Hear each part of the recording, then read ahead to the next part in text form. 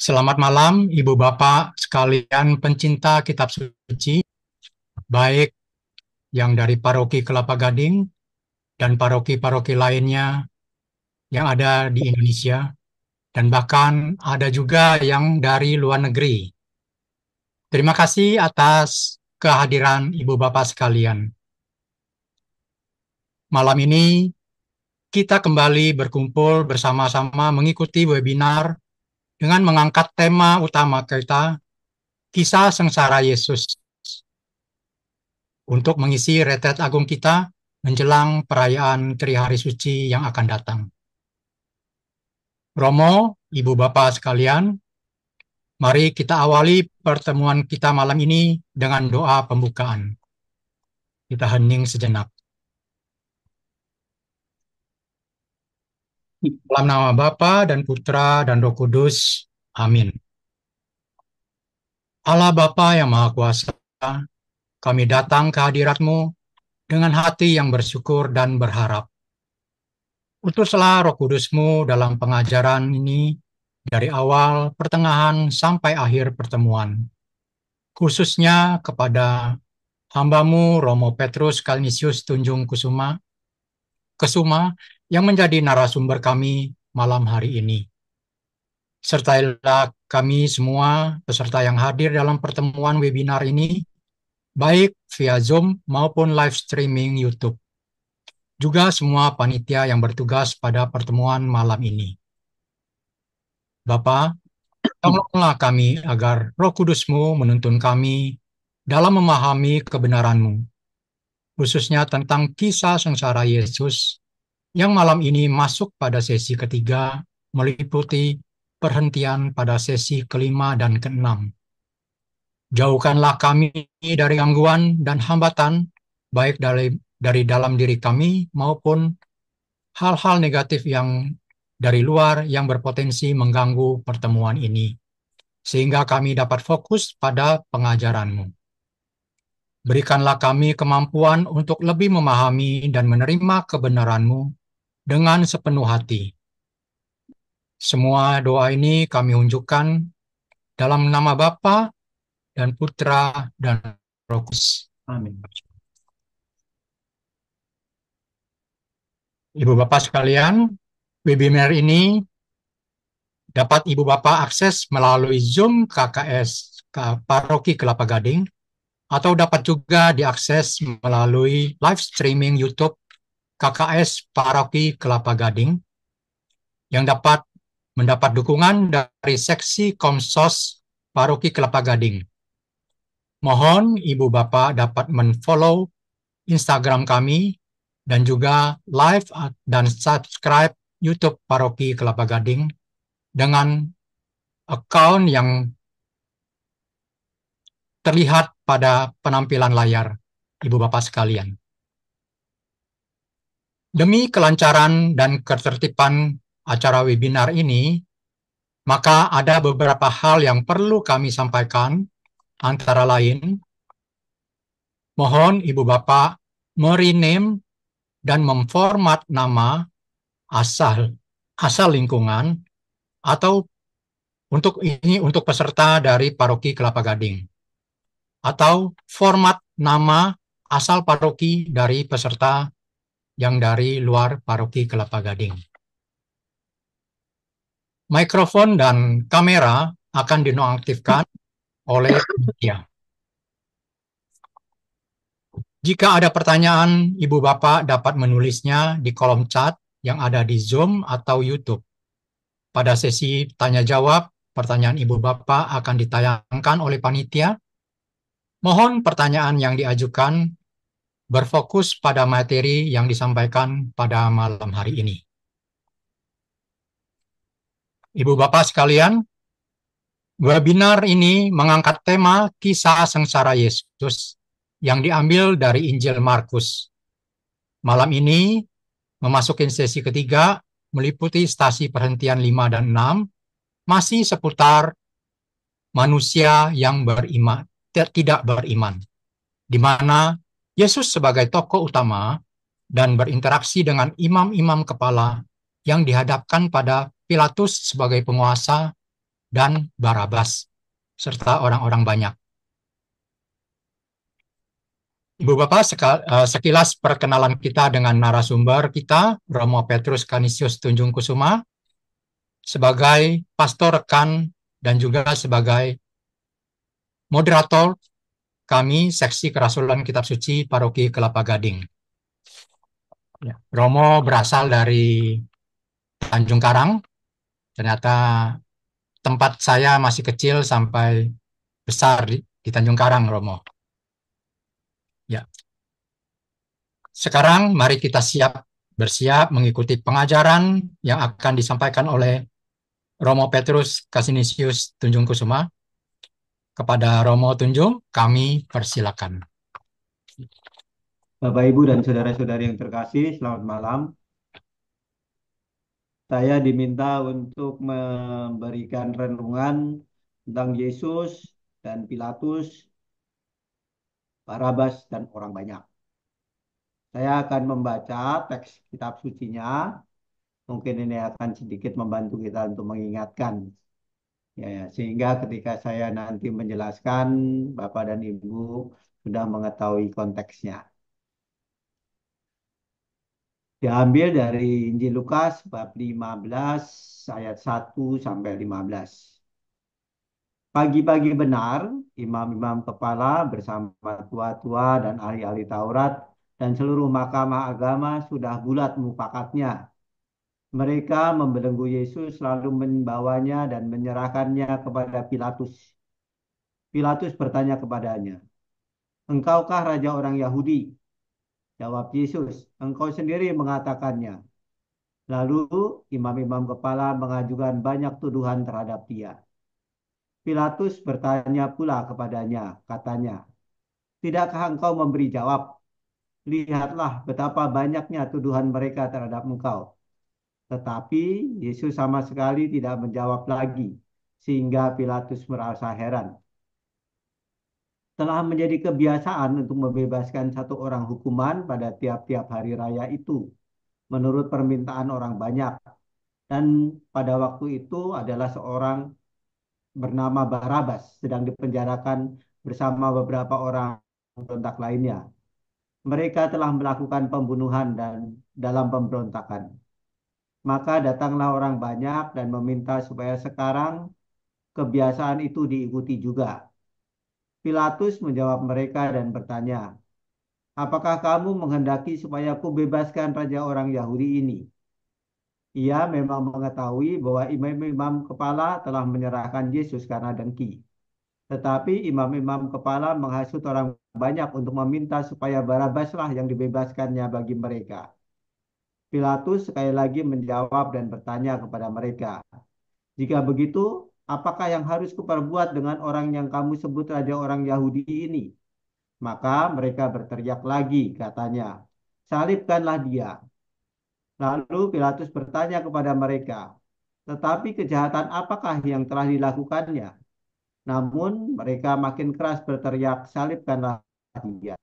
Dan oleh karena Pilatus ingin memuaskan hati orang banyak itu, ia membebaskan Barabas bagi mereka. Tetapi Yesus disesahnya, lalu diserahkan untuk disalibkan. Nah, Bapak, Ibu, dan saudara-saudari yang terkasih, bacaan tadi dimulai dengan pagi-pagi benar imam-imam kepala bersama tua-tua dan ahli Taurat dan seluruh mahkamah agama sudah bulat mufakatnya. Mereka membelenggu Yesus lalu membawanya dan menyerahkan kepada Pilatus. Silahkan screen-nya, Bapak Ibu.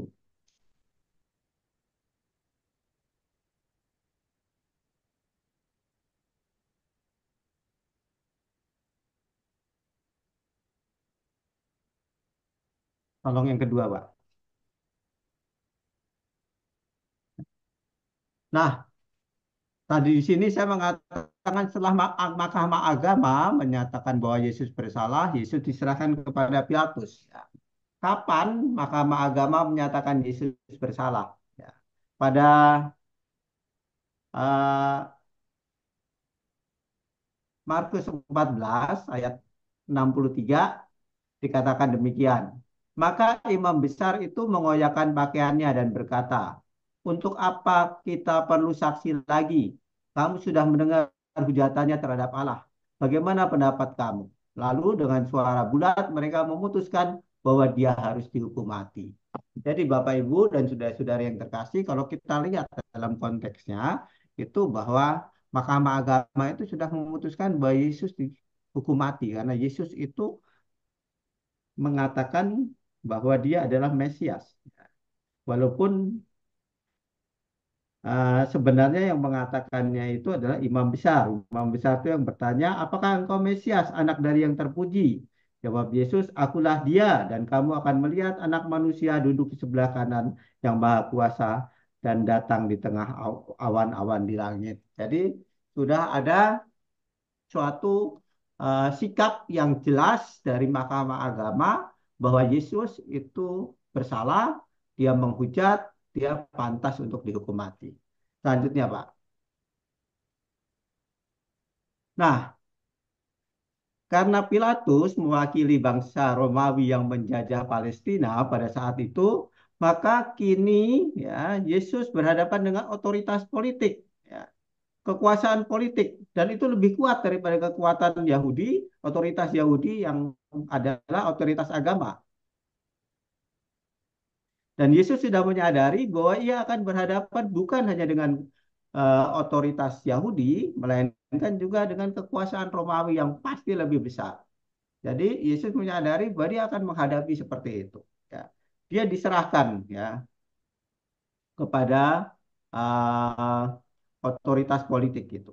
Nah, nanti kita akan melihat sendiri, Bapak, Ibu, dan saudara-saudari yang terkasih, karena kemudian selanjutnya Pak, suasana yang terbentuk ya dari tuduhan itu bukan hanya sekedar bersifat agama, itu lebih-lebih bersifat politis. Yesus dipandang membahayakan stabilitas politik dengan eh, memandang pemahaman itu, pemahaman yang dari eh, Mahkamah Agama menyamakan Mahkamah Agama dengan pandangan politik dari orang Roma, maka kemudian Yesus ditarik bahwa dia seolah-olah ingin membahayakan atau ingin menjadi orang yang akan menyebabkan terjadinya stabilitas, membahayakan stabilitas politik itu. Nah, Bapak Ibu dan saudara-saudari yang terkasih, selanjutnya Pak, proses ya pengadilan yang dikisahkan Markus bukan dengan maksud menyajikan data-data. Kita harus tahu ya ketika menggambarkan bahwa Yesus itu ya yang dituduh ya sebagai penghujat Allah kemudian dibawa kepada orang Romawi dan di situ dipahami sebagai raja orang Yahudi dalam pengertian politis ya itu bukan hanya sekedar Markus menyampaikan suatu data historis itu yang perlu kita ketahui melainkan suatu kesaksian iman di situ yang selalu mementingkan keselamatan manusia. Maka ya kita perlu mengetahui juga Bapak Ibu dan saudara-saudara yang terkasih bahwa cerita Markus ini ya hendaknya jangan dilihat sebagai suatu laporan sejarah, tetapi peristiwa penyerahan ya eh, Yesus kepada pemerintahan Romawi ini kepada Pilatus yang diwakili oleh Pilatus itu merupakan suatu kabar baik yang dibutuhkan pada saat Injil itu ditulis. Karena apa? Karena pada saat Injil ditulis itu banyak orang Kristiani ya dibawa ke pengadilan Romawi dan bahkan dihukum mati ya, tanpa alasan. Markus ya berharap agar dengan kisah ini memberi kekuatan rohani kepada orang-orang Kristiani yang pada waktu itu menghadapi hal-hal yang apa? Yang sama dengan Yesus ya. Orang yang menghadapi apa? Problem yang sama dengan Yesus ya itu dikuatkan, diteguhkan. Mereka akan berpandangan bahwa Yesus juga mengalami seperti itu sehingga kalau saya mengalami seperti itu, saya tidak mengalami di dalam kesendirian. Ya, jadi penyerahan ini hendaknya dimengerti bukannya sebagai suatu data historis atau peristiwa historis atau eh, seolah-olah Markus hanya menuliskan itu saja, tetapi juga mempunyai makna untuk memberikan kekuatan, meneguhkan orang-orang Kristiani yang juga mengalami saat-saat di mana dia dibawa kepada pengadilan Romawi dan juga kemudian menghadapi penderitaan dan bahkan kematian seperti Yesus. Ya. Nah,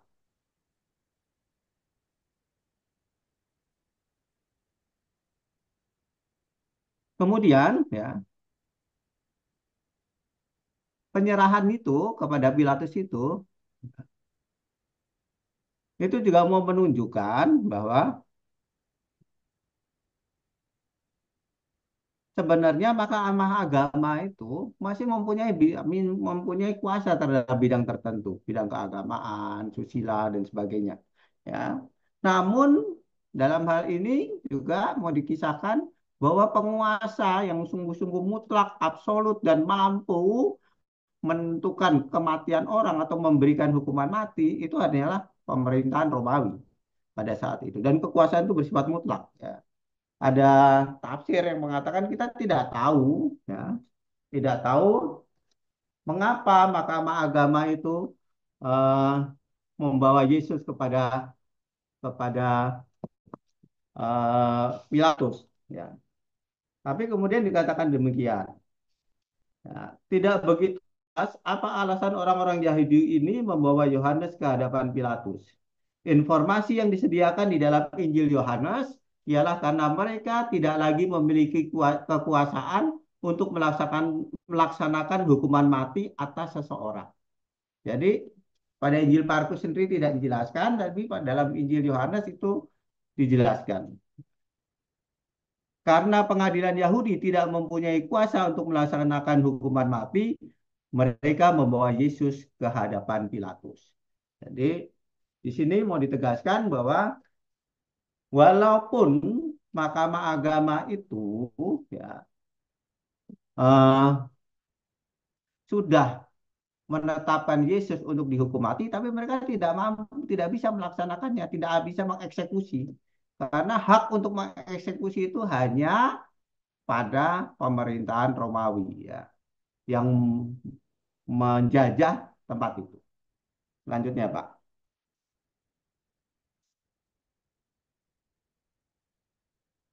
Nah, penyerahan ya Yesus kepada Pilatus ya itu juga mempunyai makna yang lain, Bapak Ibu dan saudara-saudara yang terkasih ya, yaitu memenuhi nubuat Yesus yang ketiga tentang sengsaranya. Apa itu? Dikatakan demikian. Dan mereka akan menyerahkan dia kepada bangsa-bangsa yang tidak mengenal Allah. Pada Markus 10:33c. Nah, penyerahan diri Yesus kepada bangsa yang tidak mengenal Allah ini sesuai dengan apa yang digariskan oleh Allah. Memang itu karena kejahatan dari orang-orang atau lebih tepatnya bukan orang Yahudi, tapi pemimpin-pemimpin Yahudi pada saat itu. Tetapi kejahatan itu digunakan sebagai sarana untuk menganugerahkan putranya kepada mereka yang tidak mengenal Allah. Jadi dipahami juga bahwa penyerahan Yesus kepada Pilatus itu kepada bangsa yang tidak mengenal Allah itu adalah sejaran atau segaris dengan apa yang dikehendaki Allah supaya Yesus itu nanti dibawa kepada orang-orang yang tidak mengenal Allah. Selanjutnya, ya, kita mengenal siapakah Pilatus itu. Ada catatan yang mengatakan Pilatus menggantikan Valerius Gratus sebagai prokurator di Yerusalem pada tahun 15. Dalam masa pemerintahannya, ya, segala sesuatu yang buruk terjadi. Terjadinya korupsi, kecurangan, perampokan, tindakan-tindakan kriminal, ya, dan kekejaman. Ada satu contoh yang saya ambil, ada beberapa contoh, tapi ada satu contoh yang diambil, ya, bagaimana Pilatus itu juga mungkin agak kurang peduli, dia kemudian tidak memahami perasaan orang Yahudi dan sebagainya, ya. yaitu yang ditulis oleh Flavius Josephus, ya, seorang sejarawan Roma. Dia menulis ya bahwa agar tidak menyinggung perasaan nasionalis orang-orang Yahudi yang sangat halus, ya, prokurator-prokurator yaitu pemimpin-pemimpin pemerintahan Roma di sana pada saat itu, semacam gubernur, melarang agar panji-panji Romawi ya tidak dibawa masuk ke kota Yerusalem. Tetapi ya Pilatus menganggap hal itu tidak itu agak berlebihan gitu loh. Mungkin kalau sekarang itu lebay ya, merasa bahwa dibawa masuk ke sana saja kok membuat mereka tidak suka atau tersinggung dan sebagainya. Ya, maka ya Pilatus menyuruh agar panji-panji itu dibawa masuk ya dalam kota Yerusalem pada malam hari. Nah, keesokan harinya orang-orang Israel mengetahui itu, orang-orang yang Yahudi mengetahui itu dan menyampaikan protes selama 5 hari di Kaisarea supaya panji-panji itu ditarik kembali. Pada hari ke-6, ya, mereka digiring masuk ke dalam gelanggang pacuan, tetapi mereka tidak berhenti di situ. Orang-orang Yahudi itu terus berteriak-teriak sehingga Pilatus mengirimkan pasukan untuk membunuh mereka. Namun, ya, ternyata orang-orang Yahudi itu tidak seperti yang dipikirkan, jadi takut, khawatir. Ya. Dia justru mereka pada menyerahkan lehernya, menunjukkan lehernya supaya dibunuh. Ya. Dan mereka rela mati demi kesucian. Ya. Eh, apa kota suci mereka. Ya. Akhirnya karena Pilatus itu sadar bahwa kalau dia melakukan sungguh-sungguh pembunuhan di situ, dia tidak akan diterima oleh pimpinan di Roma, maka dia mengalah. Itu adalah salah satu eh, contoh bagaimana Pilatus itu sebenarnya ya bengis, ya nggak peduli juga, ya, tetapi juga mempunyai sikap tampaknya takut-takut seperti itu. Ya, nanti saya akan sebutkan sumbernya. Nah, disitulah kita dapat mengenal bagaimana karakter Pilatus. Nah, kemudian ada lagi yang mau saya sampaikan kepada Bapak Ibu. Ya, silakan. Pilatus bertanya kepada Yesus, engkaukah raja orang Yahudi? Tampaknya Bapak Ibu dan saudara-saudari yang terkasih, sebelum terjadi pertemuan dengan Yesus, Pilatus itu sudah mendapat informasi tentang Yesus itu. Karenanya pertanyaan engkaukah raja orang Yahudi dapat menjadi bukti bahwa Pilatus mengetahui apa alasannya Yesus dibawa kepadanya.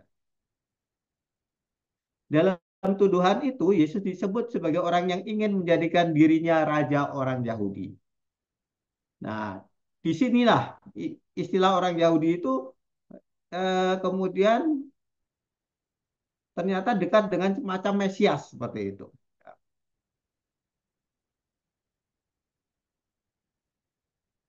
Karena Yesus itu tidak menyangkal kemesiasannya, maka kata itu yang oleh Yesus bermakna religius, oleh para mahkamah agama, oleh anggota mahkamah agama, itu dibungkus dengan nada politis.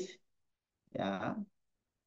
Oleh sebab itu, ketika Pilatus bertanya tentang apakah Yesus adalah orang Yahudi, ia mengartikan kata itu secara politis. Ya. Jadi ketika uh, Pilatus bertanya, apakah engkau raja orang Yahudi? Pemikirannya adalah pemikiran politis. Ya. Maka Yesus dipandang sebagai orang yang ingin memberontak terhadap pemerintahan Roma. Di sini kita melihat Bapak Ibu dan saudara-saudari yang terkasih, terjadi pergeseran makna. Ya. Makna yang pertama, makna yang religius yang diartikan Yesus kemudian digeser menjadi makna politis. Ya. Terus Pak.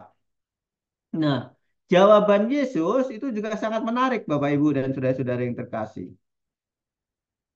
Yesus mengatakan demikian, ya.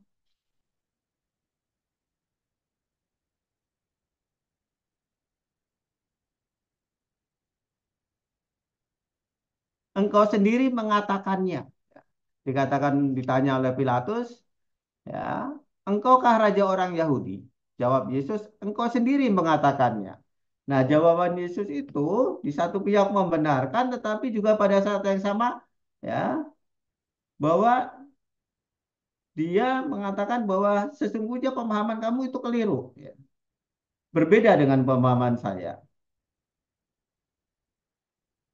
Jadi dengan cara itu Yesus menegaskan bahwa konsep raja yang ada di benak Pilatus sesungguhnya berbeda dengan apa yang Yesus maksudkan.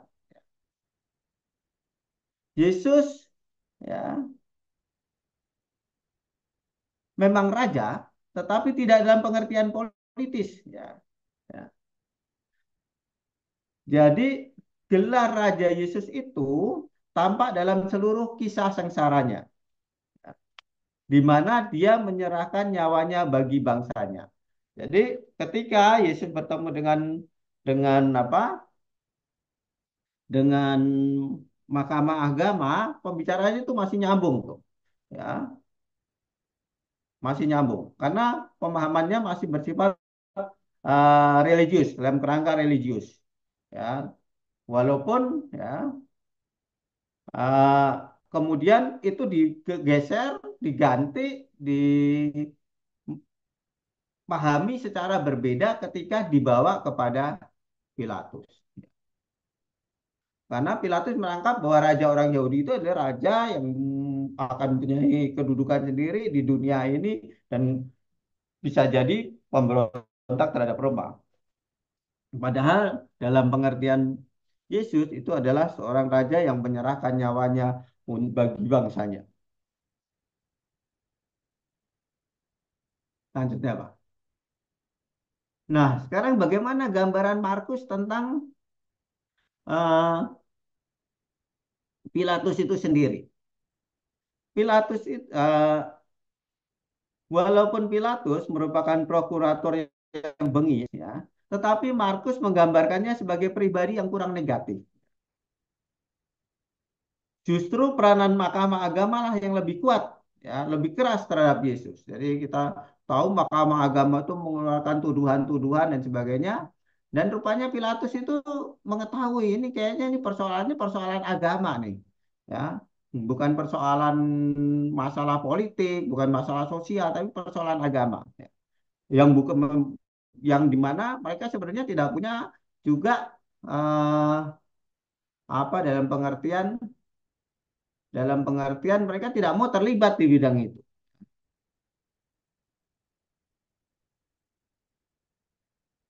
Karena itu Pilatus digambarkan tidak terlalu yakin akan kesalahan Yesus itu kan Pilatus berpikir bahwa ini hanya persoalan agama, pemahaman di antara mereka sendiri gitu loh. Seperti yang terjadi dengan Paulus, ya.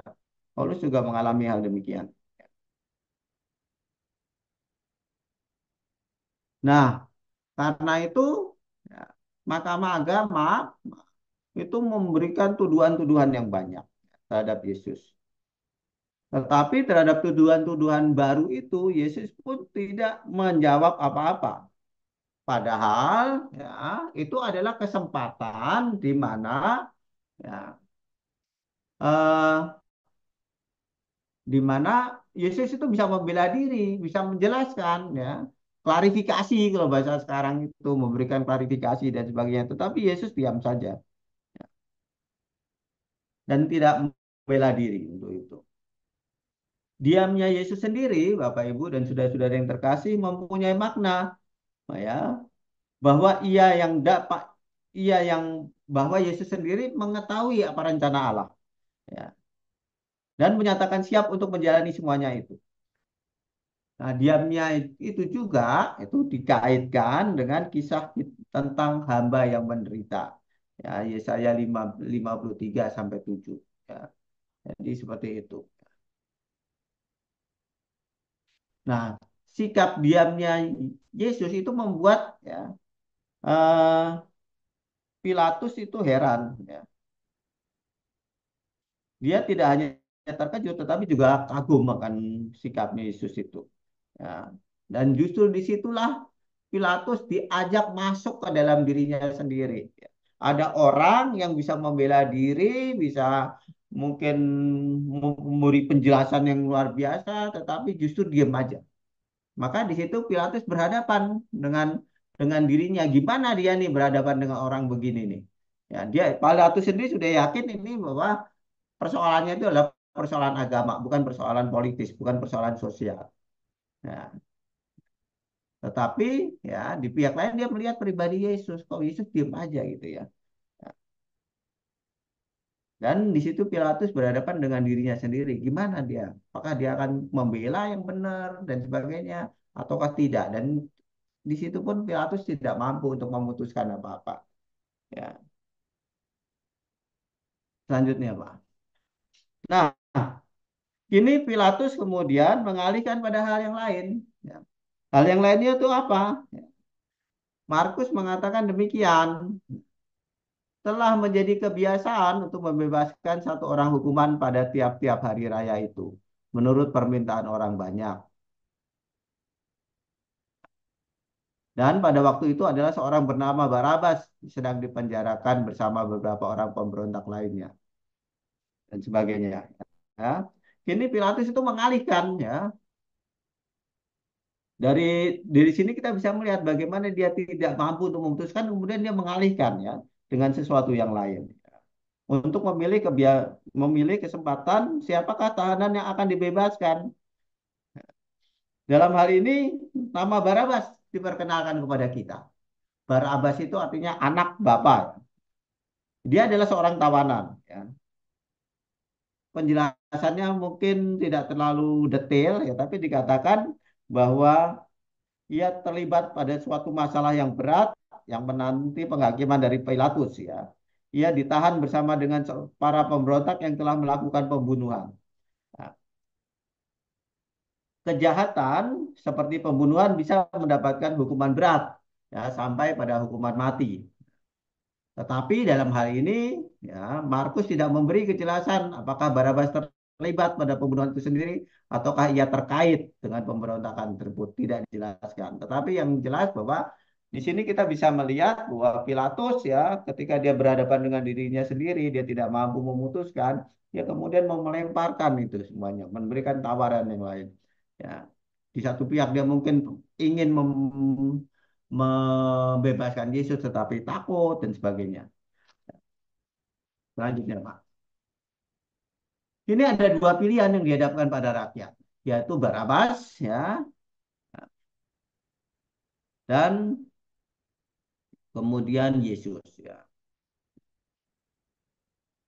Nah, pengalihan yang dibuat oleh Pilatus adalah usaha Pilatus untuk membatalkan perkara Yesus ini. Ya. Kemungkinan ini sebenarnya sangat real, sangat nyata karena pertama, dia belum memutuskan perkara dan kedua pilihan di hadapan masyarakat yaitu Barabas yang notabene adalah seorang pemberontak dan terlibat dalam kasus pembunuhan dan yang kedua Yesus ya yang dituduh ingin menjadi raja orang Yahudi. Sebenarnya pikiran dari eh, Pilatus ini adalah sudah jelas itu siapa yang sebenarnya pantas untuk dibebaskan dan sebagainya ya. Tetapi Pilatus kemudian mencari jalan aman ya dilemparkan kepada orang-orang Yahudi itu. Nah, selanjutnya Pak. Pilatus mungkin merasa yakin ya bahwa tawarannya akan diterima dengan baik ya oleh orang Yahudi ya secara rasional dan sebagainya pasti orang aja akan merasa bahwa ini tuduhan terhadap Yesus itu adalah tuduhan yang buat-buatan aja gitu kan. Ya, sedangkan de facto Barabas sudah terlibat dalam situ dan sudah ditahan bersama-sama dengan para pemberontak itu. Ya. Tetapi di pihak lain ya, ia tidak mau membebaskan Yesus berdasarkan keyakinannya sendiri. Dia mungkin merasa nggak pasti atau khawatir dan sebagainya. Ya, tetapi juga mungkin karena kesombongannya, dia sesungguhnya ingin membebaskan Yesus untuk mencemooh orang-orang Yahudi, terutama pemimpin-pemimpin Yahudi, untuk menunjukkan kamu loh yang salah itu, kamu yang nggak benar itu, menuduh orang yang tidak bersalah. Sebenarnya mau begitu. Ya. Dengan menyebut Yesus sebagai orang Yahudi, ya, itu juga suatu bentuk pencemoohan terhadap orang Yahudi itu sendiri. Wah, inilah orang yang mau jadi raja kamu, ya kan seperti itu. Nah, dan ini ya eh, juga untuk mencemooh para pemimpin Yahudi tadi yang sikapnya karena iri, karena tidak suka, karena macam-macam, kemudian menuduh Yesus itu mau menjadi raja.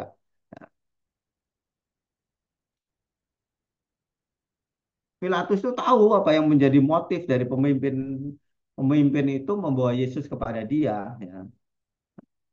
Dan bahwa itu semuanya tidak terkait dengan kejahatan yang serius, ya, tetapi semata karena mereka apa tidak suka, dibenci pada Yesus, ya. Dengan kata lain bahwa motifnya adalah bahwa mereka hanya ingin menyingkirkan Yesus saja, seperti itu. Nah, tawaran Pilatus untuk membebaskan Yesus rupanya tidak berjalan, ya. Para pemimpin Yahudi itu menggerakkan mereka dengan pengaruhnya untuk membebaskan Barabas alih-alih membebaskan Yesus. Jadi rencana, ya, Pilatus untuk membebaskan Yesus itu gagal, ya. Karena ternyata pemimpin Yahudi itu mempunyai pengaruh yang sangat kuat, ya. Pengaruh yang sangat dalam diri orang-orang Yahudi itu, ya. Nanti kita bisa melihat motivasi yang kurang lebih mendasar, ya, juga di balik itu. Nah, di bawah pengaruh pemimpin Yahudi dan keributan yang terjadi orang-orang banyak itu, dan juga ketidaktahuan mereka, karena ketika ditanya, ketika Pilatus mengatakan bahwa ini adalah orang Yahudi, ya, raja orang Yahudi, mereka tidak paham dengan sungguh-sungguh apa maksudnya itu, ya, mereka itu gampang dipengaruhi, ya, dan berteriak supaya Barabas itu dibebaskan. Nah, walaupun orang Yahudi itu sudah meneriakan supaya Barabas itu dibebaskan, ya, itu nggak berarti bahwa setelah Yesus harus dihukum mati. Sesungguhnya nggak begitu, Bapak Ibu. Pilatus tetap mempunyai wewenang kalau dia mau membebaskan Yesus. Kalau dia percaya pada prinsip-prinsip kebenaran dan keadilan, dia tetap bisa seperti itu. Ya.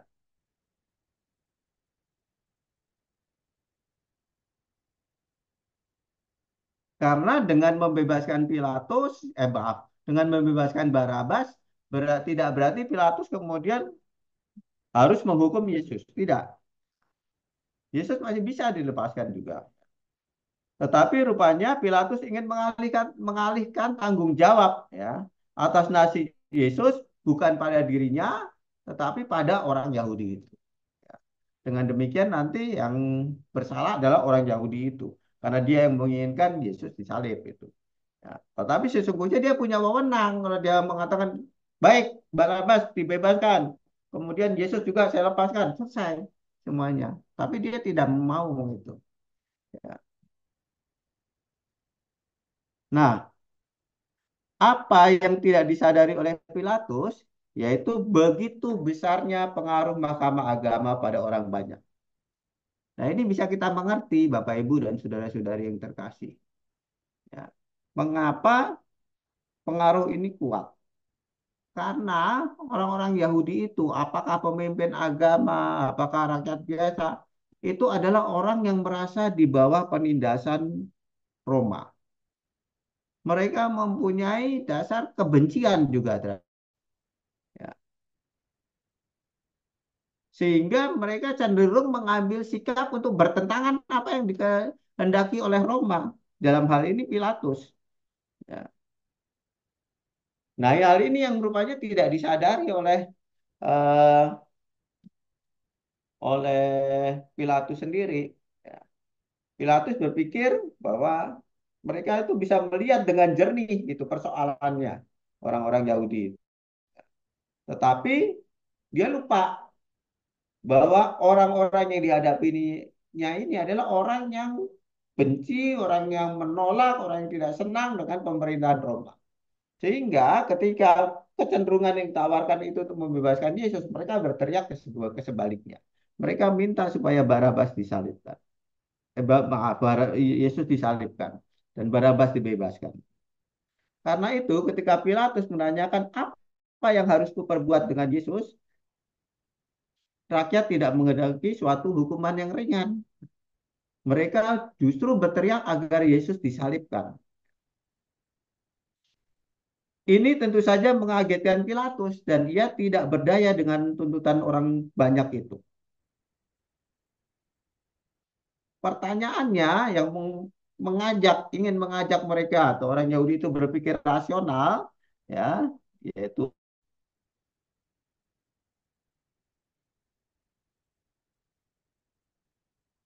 yaitu tetapi kejahatan apakah yang telah dilakukannya tidak dijawab secara rasional oleh orang-orang Yahudi itu. Karena tanpa disadari mereka sudah ada kebencian, sudah ada penolakan. Maka dijawabnya adalah bahwa Yesus disalibkan, ya. Di dalam teks tadi dikatakan demikian, ya.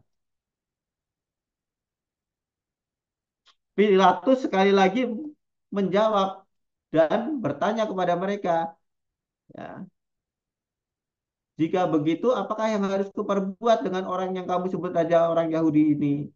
Maka mereka berteriak, salibkanlah dia. Lalu Pilatus berkata kepada mereka, tetapi kejahatan apakah yang telah dilakukannya? Ya, di sini Pilatus ingin menggiring kepada suatu hal yang objektif.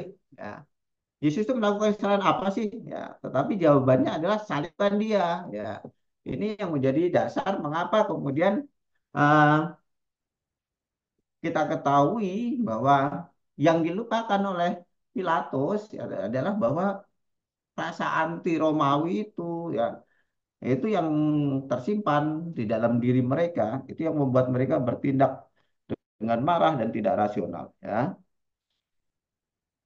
Rakyat bukan hanya meminta Yesus dihukum mati, melainkan agar dia dihukum mati dengan cara disalib. Artinya dipandang sebagai seorang penjahat yang luar biasa. Seperti itu. Selanjutnya, Bapak, Ibu, dan saudara-saudara yang terkasih.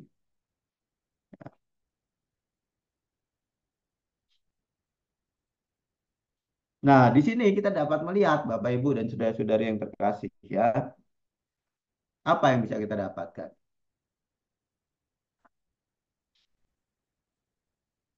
Bahwa Pilatus itu mula-mula merasa sangat berkuasa dalam diri Yesus, ya, dengan diri Yesus, ya.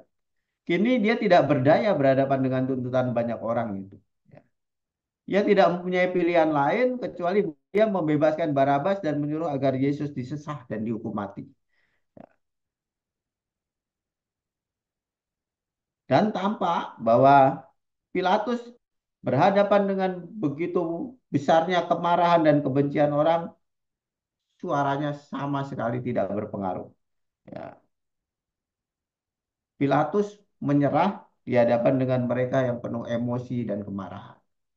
Nah, jadi Pilatus itu mengalami suatu kondisi yang mula-mula merasa kuat dan sebagainya. Bahkan ketika dia melemparkan pilihan kepada orang banyak itu, dia sudah merasa yakin bahwa Yesus pasti akan dibebaskan karena memang Yesus tidak bersalah dan ini hanya karena kebencian dari pemimpin-pemimpin agama saja.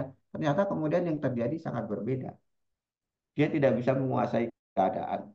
Dan disinilah kita bisa masuk dalam permenungan Bapak Ibu dan saudara-saudari yang terkasih. Ya. Permenungan apa yang bisa kita ambil? Yang pertama Bapak Ibu dan saudara-saudari yang terkasih. Ya. Saya ingin membaca sebuah buku yang menarik ini, ya. Diambil dari satu buku ini, yaitu Perjalanan Rohani ke-12 Murid menurut Injil Lukas. Ya. Dituliskan demikian, ya. Memasuki kisah sengsara itu sendiri, saya mengusulkan suatu cara merenungkan yang pada hemat saya ini ditulis oleh Kardinal Martin, seorang ahli kitab suci, ya, dulu menjadi rektor Biblikum. Saya ulang lagi, memasuki kisah sengsara itu sendiri, saya mengusulkan suatu cara merenungkannya. yang pada hemat saya selaras dengan susunan Injil Markus.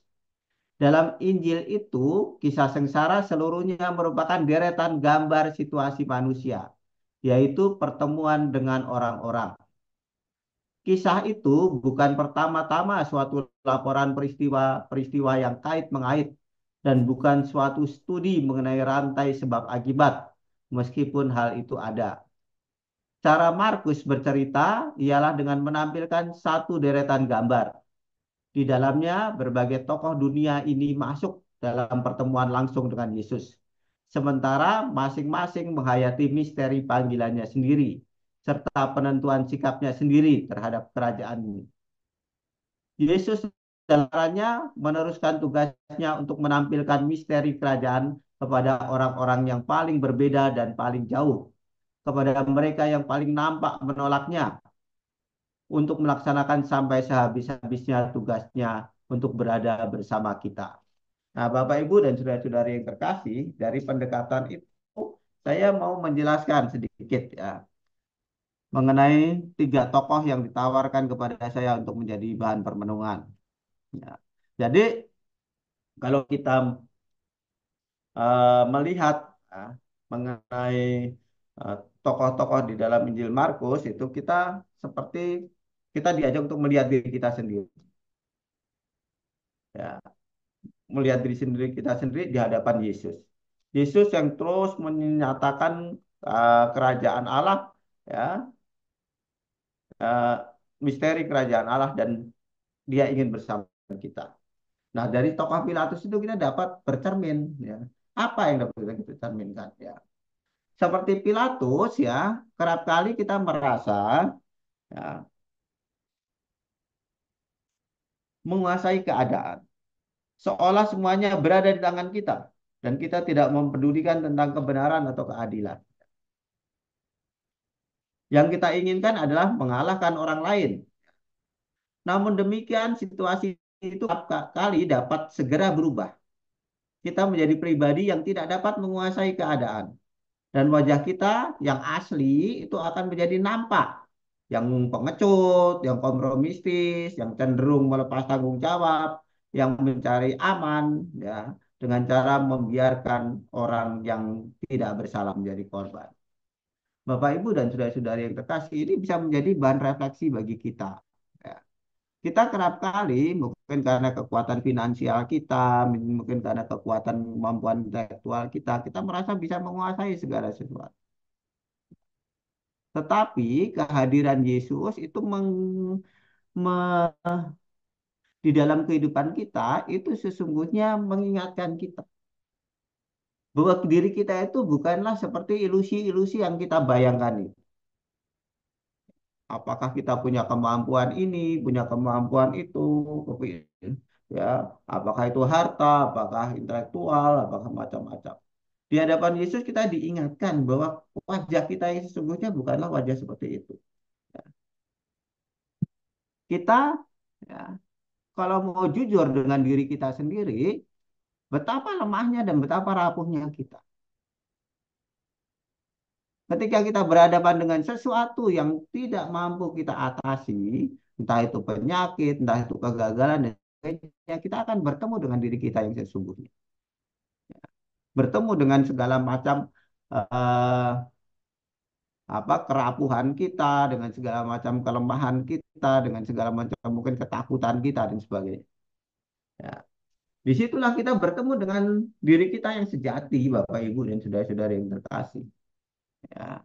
Nah, masalahnya adalah banyak dari kita senang hidup dalam ilusi itu, gambaran seolah-olah kita mampu mengatasi segala sesuatu.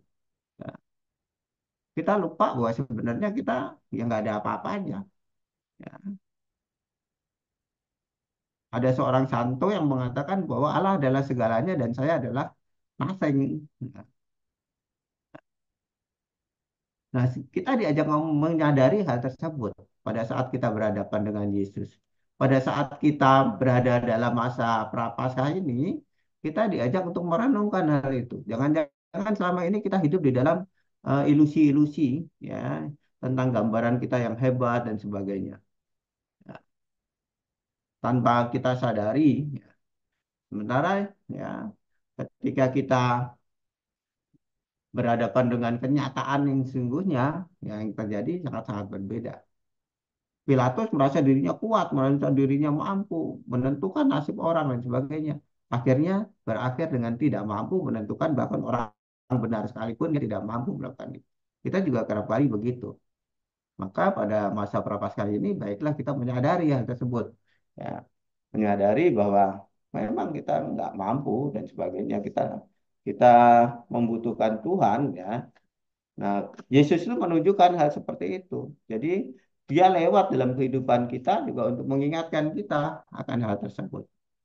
Nah, supaya kita menjadi pribadi yang apa yang lebih realistis, ya, bukan sebagai pribadi yang hidup di dalam suatu gambaran-gambaran yang melayang-layang lah, yang di apa yang eh, yang tidak sesuai dengan kenyataan kita sendiri. Seperti itu. Selanjutnya, Pak. Permenungan kedua, ya, adalah dengan tokoh Barabas, ya. Ya, kalau kita mau lihat secara objektif, ya, dalam Injil Markus, Yesus digambarkan lebih banyak diam dan hanya berkata sedikit, ya. Hal yang sama dengan tokoh Barabas, ya. Barabas juga nggak digambarkan ngomong apapun, ya. Dan tokoh ini dijelaskan hanya sekilas saja dalam Injil Markus, ya. Dikisahkan bahwa Barabas adalah orang yang dipenjarakan bersama pemberontak yang lain, ya. Dikatakan juga bahwa ia telah melakukan pembunuhan dan pemberontakan. Nah, dari sini Bapak Ibu dan saudara-saudari yang terkasih, ya, kita ketahui bahwa jalan yang dipakai Barabas itu adalah jalan kekerasan. Ini berbeda sekali dengan jalan yang ditempuh dengan Yesus, ya, di jalan pengorbanan, ya, di dalam jalan penyerahan diri, ya kan? Dan keduanya itu diparalelkan, ya. Yesus anak Bapa juga menyebut Allah sebagai Bapa. Barabas itu tadi seperti yang saya katakan adalah kata Barabas, seperti anak Bapa juga. Ya, dua-duanya disejajarkan, ya. Seperti itu. Nah, kekerasan ini Bapak Ibu dan saudara-saudari yang terkasih itu terkait, ya, dengan apa yang terjadi di dalam seluruh kondisi orang Yahudi pada saat itu. Sebagai orang yang tertindas, sebagai orang yang dijajah, sebagai orang yang rindu pada kebebasan dan sebagainya.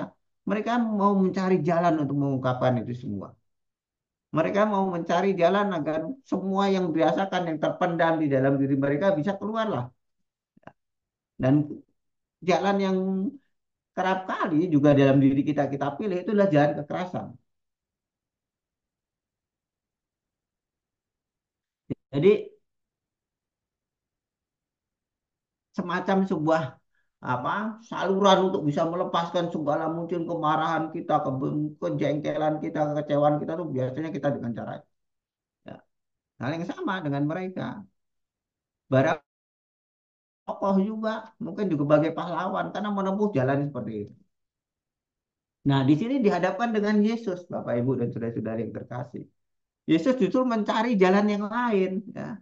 Jalan ketidakberdayaan, jalan penyerahan diri, jalan pengorbanan, ya. Berbeda dengan jalan yang dipilih oleh Barabas itu sendiri. Ya. Sementara Barabas mencari jalan kekerasan dan sebagainya, Yesus memilih jalan penyerahan diri. Mungkin ini bisa menjadi bahan permenungan juga bagi kita, Bapak Ibu dan saudara-saudara yang terkasih. Kerap kali tekanan hidup kita yang banyak sekali, ya, cenderung buat kita lebih mudah marah, apa lebih keras dengan orang lain, kasar dan sebagainya. Itu jalan-jalan yang kita tempuh. Apakah kita tidak memikirkan suatu jalan yang lain? Ya, jalan mengalah, jalan berkorban, ya, jalan perendahan diri, jalan kesetiaan terhadap eh, kehendak Allah, jalan ketaatan. Ya, kiranya penting untuk kita pikirkan menjadi bahan permenungan kita pada masa prapaskah ini. Ya, melalui tokoh-tokoh ini kita diingatkan jalan mana yang saya pilih selama ini. Kita rajin ke gereja, rajin aktif, tetapi kelahi satu sama lain, nggak mau kalah, ya. merasa mudah tersinggung, merasa merasa mudah terhina, ya, harga diri kita puja-puja dan sebagainya. Jangan-jangan ya itu bukan jalan yang ditempuh oleh Yesus. Ya. Jalan yang ditempuh oleh Yesus itu berbeda. Yesus ada kesempatan untuk membela diri, ya, mempertahankan dirinya sendiri ada. Tapi Yesus tidak memeluk jalan itu, tidak memilih jalan itu. Dia justru memilih jalan yang lain yang berbeda dengan kita. Jalan yang dikehendaki Bapa, ya, yaitu mengorbankan dirinya untuk menyelamatkan orang lain. Nah, itu yang menurut saya baik kita pikirkan juga Bapak Ibu dan saudara-saudari yang terkasih, supaya eh, masa prapaskah ini sungguh-sungguh menjadi masa yang bermakna bagi kita gitu loh. Masa pertobatan, bertobat itu kan bukan hanya mengubah sikap tapi juga mengubah uh, pemikiran kita kan. Kalau dulu kita mungkin merasa kalau kita bisa menindas orang lain, bisa mengalahkan orang lain, kita merasa hebat ya kan. Ya, tapi kalau kita lihat Yesus ya, di saat dia sebenarnya dapat melakukan semuanya itu, dia tidak memilih jalan itu. Dia memilih jalan yang yang rendah, yang sederhana dan sebagainya. Yang mungkin menjadi bahan permenungan bagi kita ya. Selanjutnya, bagaimana dengan orang banyak? Orang banyak adalah gambaran kita yang kerap kali tidak memiliki informasi tentang orang lain. Ya. Tetapi kita dikuasai oleh kemarahan dan kebencian. Berbagai informasi yang tidak jelas masuk dalam hidup kita sehingga kita menjadi marah dan bereaksi. Reaksi keras ini mudah sekali muncul, terutama apabila kita merasa tertindas, merasa kita di apa, direndahkan, ya, kita merasa tidak dihargai, ya, kita merasa di bawah tekanan orang lain, ya, kita melampiaskan itu dalam sikap keras. Ya. Seperti orang Yahudi yang juga mengalami seperti itu, karena mereka di bawah penjajahan Roma. Mereka juga bereaksi keras seperti hal itu. Sayangnya reaksi keras itu justru kerap kali menimpa pada orang-orang yang tidak bersalah. Di sini juga bisa menjadi bahan refleksi bagi kita, Bapak Ibu dan saudara-saudara yang terkasih ya. Eh, kita itu hidup di dalam suatu suasana ya, begitu banyak informasi. Ya. Dan kerap kali kita itu tanpa kemampuan untuk bersifat kritis, kita harus mungkin menyampaikan informasi-informasi itu. Ya. Dan kerap kali informasi itu akhirnya tanpa kita sadari kita pilih kan sebenarnya. Pilih yang sesuai dengan keadaan kita. Ya. Kalau kita itu merasa sebagai orang tertindas, ya kita terus menyukai pembicaraan tentang orang tertindas dan kemudian kita hidup dengan segala macam bayangan seperti itu. Ya. Kalau kita mungkin tersinggung, kita juga mungkin mencari hal-hal yang seperti itu, yang sesuai dengan diri kita sendiri. Nah, kerap kali ya apa yang kita lakukan itu tidak selaras dengan kenyataan yang sesungguhnya. Yang membahayakan kita tidak mampu bersifat objektif. Kita tidak mampu untuk melihat ya kenyataan itu sebagaimana yang sesungguhnya terjadi. Dan itu bisa membahayakan, ya, membahayakan orang lain. Orang-orang yang tidak bersalah bisa menjadi korban karena kita nggak mampu untuk eh, mencari informasi yang sesungguhnya, tidak mampu kita kemudian jujur dengan diri kita sendiri, ya. Apa yang tersimpan dalam hati kita sehingga kita bisa kritis terhadap diri kita. Akibatnya kita mudah sekali memberikan penilaian-penilaian. Dan itu yang membuat orang lain menjadi korban. Nah, hal-hal seperti ini menurut saya bisa menjadi bahan permenungan bagi kita. Ya. Kehadiran Yesus di dalam kisah Markus itu sebenarnya membantu kita untuk bercermin, Bapak Ibu, saudara-saudara yang terkasih. Ya. Bercermin terhadap diri kita sendiri. Ya. Apakah kita, yaitu adalah orang-orang yang merasa bahwa eh, diri kita itu mempunyai kemampuan, gambaran-gambaran hidup dalam ilusi-ilusi yang hebat dan sebagainya. Padahal kenyataannya tidak. Apakah kita itu adalah pribadi-pribadi yang sebenarnya eh, hanya mencari jalan yang simpel aja, ya, terhadap kondisi kita, yaitu mungkin jalan kekerasan, pada ada alternatif jalan yang lain, ataukah kita itu selama ini ya hidup di dalam kondisi dan tekanan-tekanan yang tanpa kita sadari, akibatnya kita tidak adil terhadap orang lain. Ya, kita menilai orang lain ya bukan karena kondisi situasinya ya, tetapi ya karena kondisi situasi kita. Ya, saya nggak senang dengan orang seperti ini, maka saya tiap orang seperti ini saya nilai seperti itu. Nah, nah itu kan kerap kali terjadi dalam kehidupan kita. Ya, maka bahan permenungan-permenungan ini akan membantu kita untuk memasuki menjalani masa uh, prapaskah ini sehingga kita menjadi pribadi yang lebih baik menurut saya seperti itu. Ya, ya, saya kira itu aja Bapak Ibu dan sudah yang terkasih. Tepat 1 jam. Baik, terima kasih Romo Tunjung atas pemaparannya. Kiranya dengan pemaparan Romo tadi, kita semua yang hadir pada malam hari ini boleh memahami bagaimana sikap Yesus, Pilatus, kepala imam-imam kepala maupun orang banyak. Dan bahkan ada satu tokoh lagi yaitu Barabas itu sendiri. Ya. Kita diajak untuk merefleksi siapakah saya sebenarnya gitu loh. Banyak dari pemaparan tadi, sepanjang pemaparan kita diajak untuk melihat siapa Pilatus, siapa imam-imam kepala dan Barabas. Tapi mungkin ada sedikit pertanyaan, Romo, Ya, boleh di saya sampaikan, Romo. Ini berkaitan juga dengan akhirnya Yesus dihadapkan pada Pilatus yang untuk disidangkan gitu kan.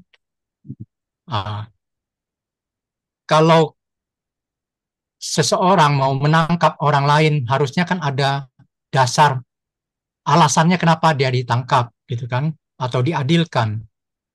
Di sini ada pertanyaan, ketika di Taman Getsemani Yesus ditangkap. Apa tuduhannya sehingga Yesus layak ditangkap? Ya, dari Hanas sampai Pilatus pun tidak menemukan kesalahan atau tuduhan terhadap Yesus. Ketika ditangkap belum ada tuduhannya. ya. Ah, Tentu saja Bapak Ibu dan saudara-saudara yang terkasih harus kita lihat dalam konteksnya. Yesus sebagai seorang guru yang baru yang mengajar di sana itu kan memberikan pandangan-pandangan yang sudah berbeda dengan apa yang disampaikan oleh orang atau pemimpin-pemimpin agama pada saat itu. Itu sudah menimbulkan suatu permasalahan ya seperti itu. Nah, dari situlah mereka kemudian mencari alasan-alasan dan alasan itu ketemu ketika dalam eh, di depan Sanhedrin itu, di depan ketika imam besar mengoyakkan pakaiannya berkata, untuk apa kita perlu saksi lagi, ya kan? Ditanya gini kan, maka imam besar bangkit dan berdiri di tengah-tengah sidang berkata kepada Yesus, katanya, tidakkah engkau memberi jawab atas tuduhan-tuduhan saksi-saksi ini terhadap engkau? Tetapi ia tetap diam dan tidak menjawab apa-apa. Imam besar itu bertanya kepadanya sekali lagi, apakah engkau Mesias, anak dari yang terpuji? Jawab Yesus, akulah dia, dan kamu akan melihat anak manusia duduk di sebelah kanan yang maha kuasa dan datang di tengah awan-awan di langit. Itu yang merupakan suatu, ya. Tentu saja mula-mula mereka tidak mempunyai alasan yang tepat, hanya bahwa orang ini menawarkan sesuatu yang sangat berbeda, ya. Pengajaran-pengajaran yang berbeda. Tapi dengan perkataan ini mereka mempunyai dasar, gitu loh. oke, baik. Terima kasih, Romo Tunjung. Mungkin ada pertanyaan yang lainnya. Dari dari saya melihat dan saya merasakan sikap Yesus yang diam saja ketika menghadapi tuduhan-tuduhan yang sebenarnya memang tidak dilakukan oleh Yesus itu sendiri. Apakah maknanya Yesus itu diam tidak menjawab, itu bukan berarti Yesus memang tidak menjawab. Saya merenungkannya justru dengan diamnya Yesus itu, Yesus sedang menjawab gitu ya, Mo. Ya, ya Karena Pak, menurut kekecilan-kekecilan saya ya, ada di sana gitu. menurut saya ketidakjawaban Yesus itu ya, justru mau menunjukkan sesuatu yang lebih dalam ya, dari pengertian-pengertian mereka itu. Tetapi sekaligus ya Markus menggambarkan Yesus yang tidak berbicara untuk menunjukkan bahwa Yesus kurang lebih tahu apa yang sebenarnya harus dialaminya gitu. Ya. Jadi penggambaran Yesus tidak berbicara itu kan lain dengan Injil-Injil lain di mana Yesus berbicara kan. Nah, itu mau menggambarkan bahwa Yesus sudah siap dengan apa yang menjadi kehendak Allah seperti itu. Ya. Sehingga dia mau menempuh jalan itu, jalan penyerahan diri, jalan pengorbanan, jalan eh, dalam arti tertentu ketertundukan dan sebagainya. Begitu. Baik, mungkin dari Bu Rosita atau Bu Eti, Saya mau bertanya ya, Romo pemaparannya luar biasa. Semua pertanyaan sudah dijawab dengan pemaparan Romo. Tapi saya mau bertanya dari pengalaman saya ya, Romo. Begini, Romo. Romo mengatakan Yesus kita kalau dalam keadaan situasi seperti itu, kalau kita diam mengalah, berarti kita sepertinya apa ya, mengikuti jalan Yesus, menerima segala hal yang tidak enak itu sebagai suatu pengorbanan, ya kan Romo? Ya, Nah, tapi ketika dalam satu kesempatan dalam bekerja kita disuruh memilih sesuatu yang tidak berkenan dengan hati nurani kita dan kita memutuskan untuk keluar, menurut Romo, apakah ini bertentangan dengan sikap Yesus? Apakah kita tetap bertahan di situ untuk menjadi terangnya Yesus dengan resiko kita stres berat di sana gitu. Kalau kita keluarkan kita punya prinsip Romo bahwa saya tidak mau misalnya kita diajak untuk kong kali kong untuk markup sesuatu atau berkorupsi gitu ya. Kita pilih keluar.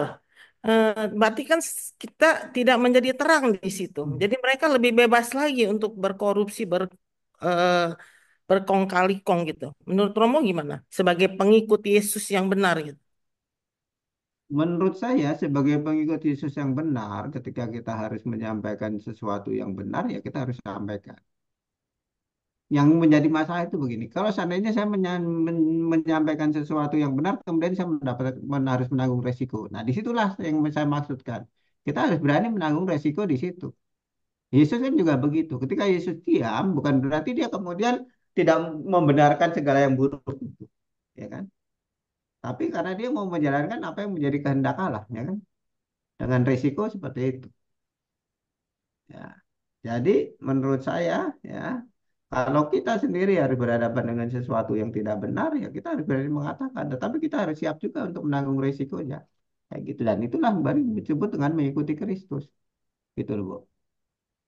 Ya, berarti apa yang saya putuskan di masa lalu sudah benar ya Romo. Akhirnya saya jadi anak buah Romo nih di KKS. Ya Bu Eti ya, gitu ya. Itu memang nggak mudah ya Romo. Nggak mudah Udah. memilih seperti itu ya. Terima kasih Romo. Ya, oke. Ya, berkaitan juga dengan sikap Yesus yang diam ini, saya renungkan kembali, ternyata Ya, Romo, kalau boleh sedikit sharing bahwa di dalam dunia, ya, silakan, silakan Bu Eti. ya, eh, permenungan yang Romo hadirkan tadi memang betul-betul sungguh sangat berkesan ya, Romo ya. Terutama di dalam zaman sekarang ini, Romo, di mana eh, korupsi itu sudah tidak hanya di jajaran pemerintahan saja, tetapi toh di jajaran swasta pun itu sudah mengikuti figur-figur dari para, maaf ya Romo, dari orang-orang yang harusnya menjadi figur jujur, tidak kolusi, tidak KKN, tapi toh kenyataannya di dunia swasta pun juga sudah sampai ke situ Romo. Nah, eh, bagaimana kita itu em, bersikap ya Romo ya ketika seperti contohnya yang baru-baru ini saya baca di medsos, seorang yang menjadi korban eh, ke, kejahatan atau ya difitnah, Maaf Bu, ketika di suaranya nggak polisi, kedengaran tapi Bu. malah dia dijadikan kalau kita menjadi korban seperti itu, Romo. Bu, maaf suaranya nggak kedengaran, putus-putus. Oke, ya Romo. Ya, Untuk yang permenungan ketiga itu, Romo. ya kasusnya Eh, gimana Bu?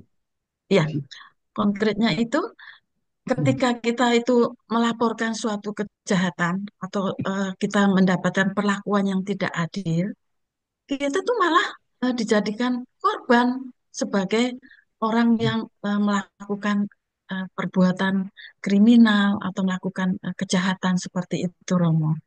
Ini yang betul-betul membuat kita itu sebagai mengimani Yesus Kristus itu sering menjadi goyah kan, Romo, kalau melihat Ya, banyak sekali kejadian seperti itu di dalam masyarakat kita yang sekarang ini, Romo.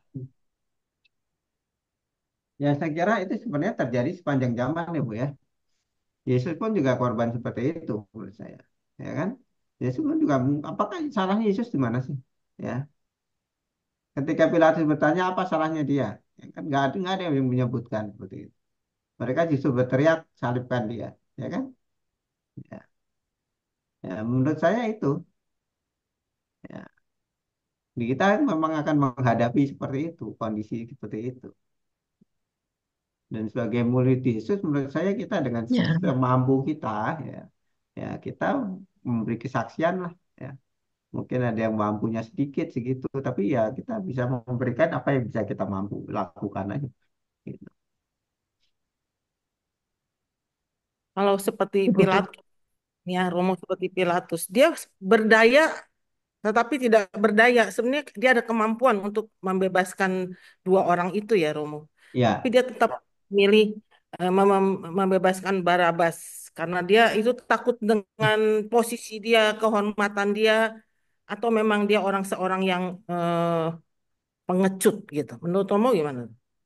kalau menurut saya, Bu ya, seperti tadi contoh yang saya beritahu, saya bacakan itu, ketika orang-orang Yahudi nekat, rupanya Pilatus itu mempunyai karakter yang memang seolah-olah dia berkuasa, seolah-olah dia kuat. Tetapi ketika berhadapan dengan sesuatu yang keras, yang mungkin tidak rasional dan sebagainya, ya, dia itu kemudian tidak berdaya.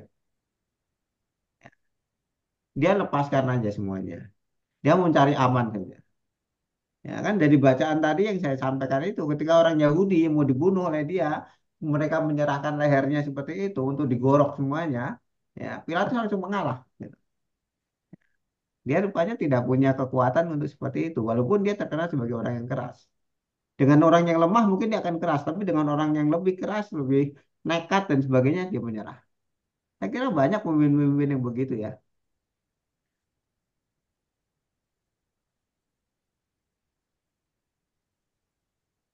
Terus satu lagi nih Romo, Yesus diam berarti dengan diamnya itu berarti dia telah memenangkan. Benar nggak Romo? Yesus sudah Justru jadi pemenang. ya, dengan diamnya itu dia menguasai semuanya, Bu. Ya, dia bisa meletakkan orang uh, pada dirinya sendiri. Seperti Pilatus ketika dia diam, ketika Yesus diam, Pilatus berhadapan dengan dirinya sendiri. Ini berani nggak memutusin berdasarkan kebenaran? Ya, ternyata dia nggak berani, ya kan? Ya, dia nggak berani, walaupun dia merasa bahwa ini nggak benar nih, gitu loh, ya kan? Seperti itu. Jadi diamnya Yesus itu sebenarnya seperti cermin bagi kita. Ya, cermin yang jelas membuat kita bisa berkaca siapa kita. Ya. Itu juga menurut saya bisa kita renungkan dalam diamnya Tuhan kerap kali dalam kehidupan kita. Kita doa-doa, kok Tuhan seolah-olah nggak nyaut gitu. Kemudian kita kelihatan aslinya kita marahkah, ya kita keselkah dengan Tuhan atau kita tetap bertekun, ya kan? Nah, seperti itu. Ya. Jadi diamnya Yesus itu ya seperti cermin bagi kita untuk kita melihat diri kita sendiri. Gitu.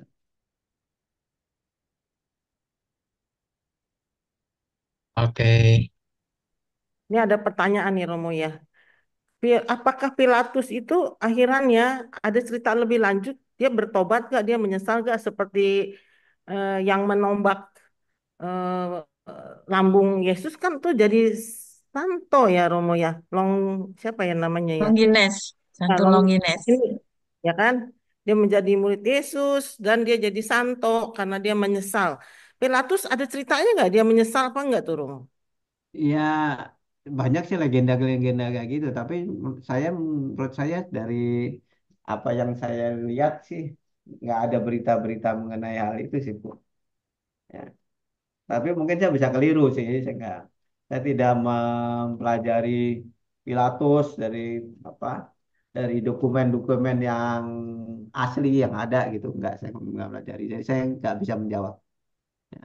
Ya, baik Romo. Tapi kan Pilatus itu sebenarnya sudah dikasih suara Tuhan melalui istrinya ya Romo. Istrinya mimpi kan. Ya.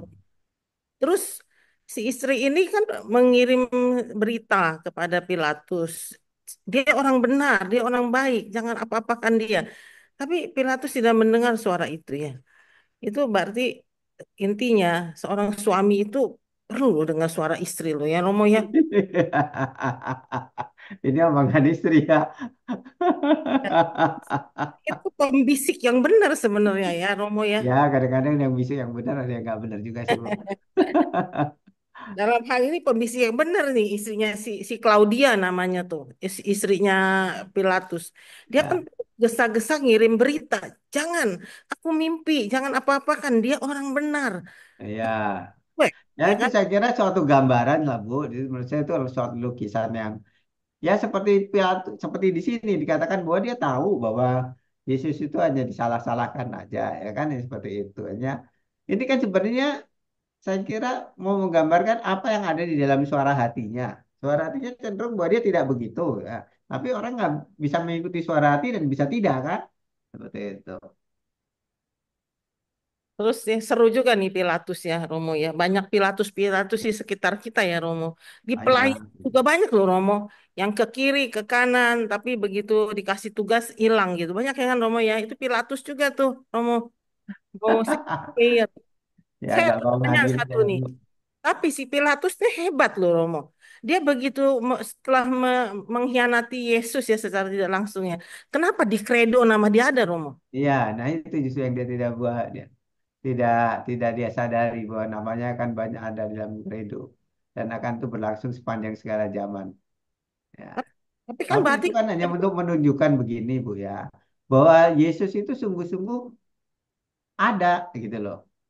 Ya, Pilatus itu kan dicatat di dalam apa? Di dalam sejarah Romawi juga, ya kan? Bahwa Yesus itu ada. Ya itu bukan Yesus bukan suatu suatu apa gambaran dan bayangan yang pribadi yang nggak pernah ada dalam sejarah, ada dia, gitu kan? Bahwa kalau kita mengimani dia Allah, ya maka itu adalah Allah yang menjadi manusia kan seperti itu. ya, berarti hebat ya Romo itu yang memasukkan itu eh, apa ya tujuannya? Kenapa orang penjahat masuk namanya didoain sama kita tiap hari? Ya itu untuk menunjukkan bahwa Yesus ada, Bu. Yesus ada, real, gitu loh. Karena dia ada di dalam sejarah, gitu kan.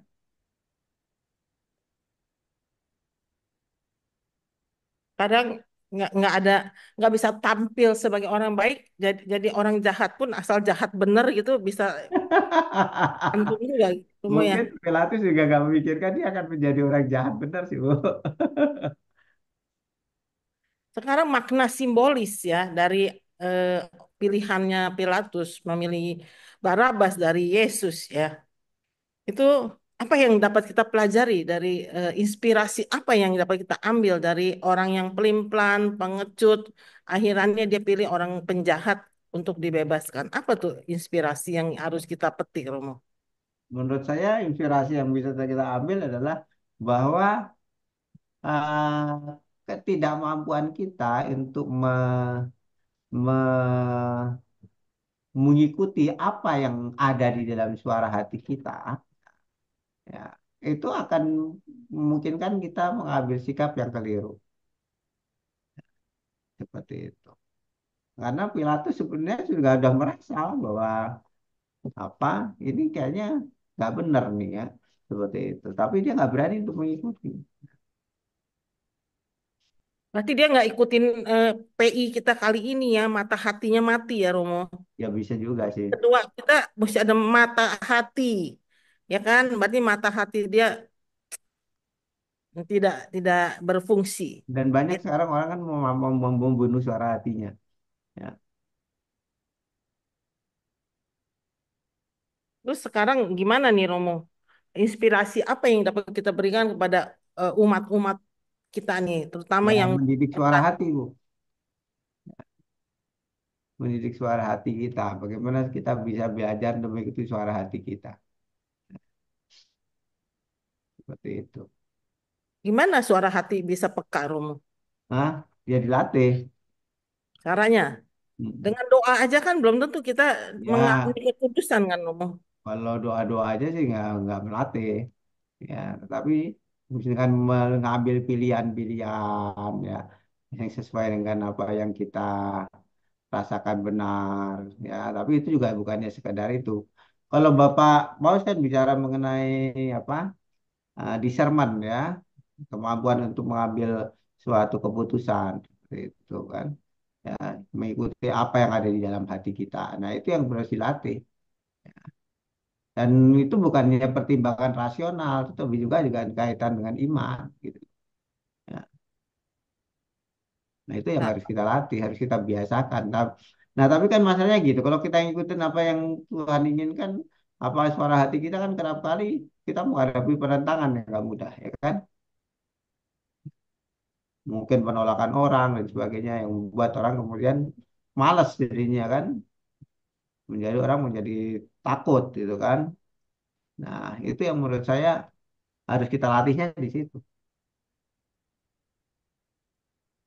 Dan menurut saya yang paling penting juga kita harus berusaha untuk mencari lah yang mana yang benar. Sekarang ini kan kondisinya gini nih. Kita digiring untuk mencari apa yang kita sukai, bukan apa yang benar. Mencari apa yang kita sukai, apa yang kita senangi, kita kejar itu. Ya kalau dulu kita mau nggak mau mendengarkan berita, ya berita yang begitu aja. Sekarang kita bisa milih-milih. Ya, milih-milih apa yang kita sukai. Ya, kan? Seperti itu dengan sangat mudah. Nah, itu membuat kita jadi nggak terbuka terhadap apa hal-hal lain, pendekatan lain. Padahal pendekatan lain itu justru membuat kita lebih bersifat objektif dalam mengambil sikap. Ya,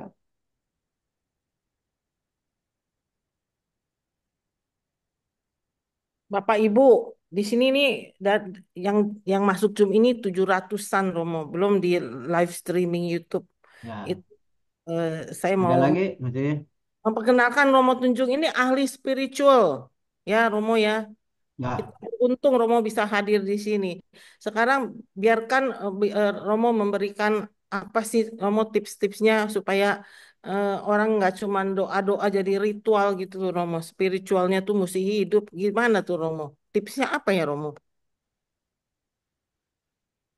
saya kira yang pertama harus kita sadari adalah pertama, seperti tadi saya katakan, janganlah hidup di dalam suatu ilusi. Ilusi itu adalah bayangan-bayangan. Kita kuat karena kita kaya, kita hebat karena kita pintar, kita macam-macam. Jangan hidup dalam ilusi. Ya. Suatu kali semuanya itu akan berakhir. Nah, kita harus mulai belajar untuk masuk dengan diri kita yang sesungguhnya. Diri kita yang sesungguhnya itu apa? Ya, adalah bahwa kita hidup tergantung hanya pada Allah. Dan itu hanya bisa kita lakukan kalau kita mampu untuk masuk ke dalam diri kita sendiri. Ya. Mampu untuk berkaca. Ya. mampu untuk berani untuk melihat, oh ya Tuhan saya punya kelemahan ini, punya kelemahan itu. Ya, seperti itu. Nah, itu menurut saya itu yang perlu kita pegang. Ya. Orang itu sulit sekarang masuk ke dalam dirinya sendiri. Dia kecenderungan kita ada kecenderungan keluar. Kita buat ini, buat itu, buat itu, dan kita merasa oh udah hebat ya, udah terlibat di gereja kok, saya sudah aktif di KKS kok dan sebagainya. Tetapi kita tidak pernah masuk dalam diri kita sendiri untuk bertemu Tuhan di dalam hati kita. Ya kan? Seperti itu. Menurut saya kita perlu memberi waktu, ruang untuk pertemuan kita dengan Tuhan. Juga membaca kitab suci. Bukannya sekadar mengetahui, oh tafsirnya apa, ini, itu, dan sebagainya. Banyak sekali orang berhenti di situ. Enggak melihat apa, bagaimana diri saya berhadapan dengan teks itu sendiri. Dengan sabda Tuhan, bukan hanya teks ya. Ya, menurut saya itu penting. Ya, dengan masuk ke dalam diri kita sendiri, maka kita akan bertemu dengan kenyataan, dengan diri kita yang sejati. Siapa sih kita? Oh, ternyata saya itu makhluk yang tidak berdaya. Saya hanya tergantung pada Tuhan. Ya, saya hendaknya semakin lama harus membuka hati kita, membuka hati saya terhadap Tuhan. Seperti itu. Itu yang buat saya yang penting. Karena itu saya selalu mengatakan apa sih perbedaannya orang yang aktif-aktif di luar, kegiatan-kegiatan di luar dengan orang yang di dalam gereja, lingkungan rohani dan sebagainya, kemampuan untuk masuk ke dalam diri sendiri, gitu. Memang tidak menyenangkan masuk ke dalam diri kita sendiri, karena kita akan bertemu dengan kelemahan-kelemahan kita, kekurangan-kekurangan kita, kerapuan-kerapuan kita, kejelekan-kejelekan kita. Tapi satu hal yang harus kita ingat, walaupun kita jelek, walaupun kita rapuh, walaupun kita penuh dosa, Tuhan mencintai kita. Ya. Dan itu yang membuat kita bisa hidup. Itu yang membuat kita bisa menjalani dengan keyakinan. Bukan karena saya hebat, bukan. Kita akan habis pada suatu saat. Ya. Kita akan berakhir dalam hidup kita.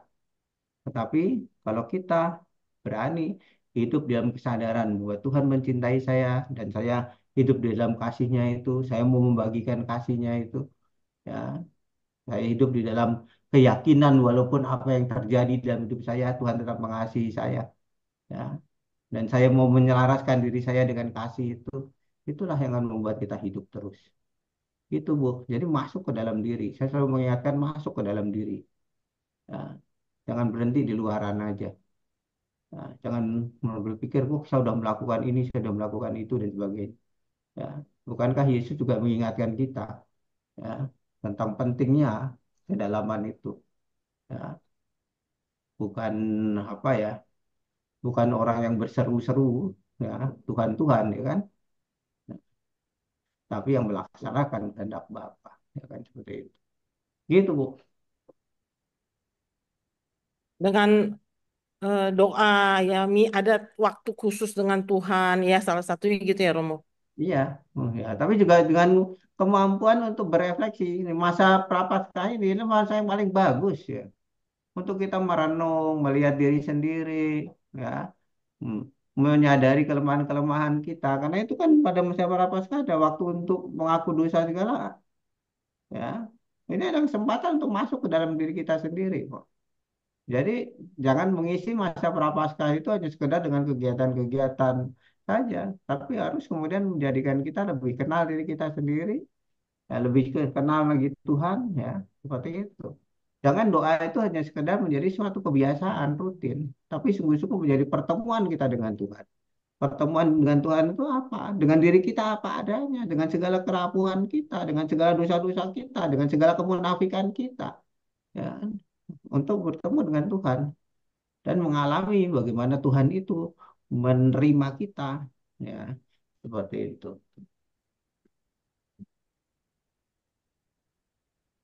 Romo, kalau kita itu dalam acara pendalaman iman, pendalaman kitab suci, itu kan banyak umat yang malas datang. Beda dengan kalau pertemuan untuk doa Rosario, bulan Maria, bulan Rosario. Dulu eh, ada juga beberapa gereja, Romo, yang pada sebelum misa itu sedikit ditayangkan tentang katekese yang singkat, tetapi yang eh, mengenai intinya gitu Romo, karena banyak sekali umat Katolik yang sebetulnya malah tidak tahu ya Romo ya harus bagaimana sih sebagai menjalankan aturan-aturannya sebagai umat beriman itu Romo. Kalau nggak salah dulu di Yakobus pernah ditampilkan seperti itu Romo.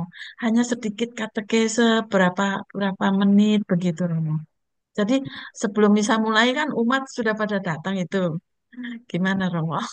Ya, saya kira sebenarnya ya Bu ya tuh ya kok lebih kena lagi kalau pengajaran-pengajaran itu disampaikan juga di dalam pertemuan-pertemuan lingkungan. Ya.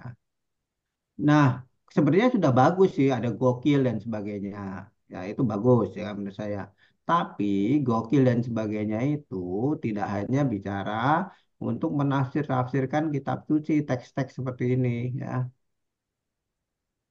Ya, bukan hanya sekedar menafsir-nafsirkan teks-teks itu, tapi juga harus membawa kita kepada suatu pengalaman baru.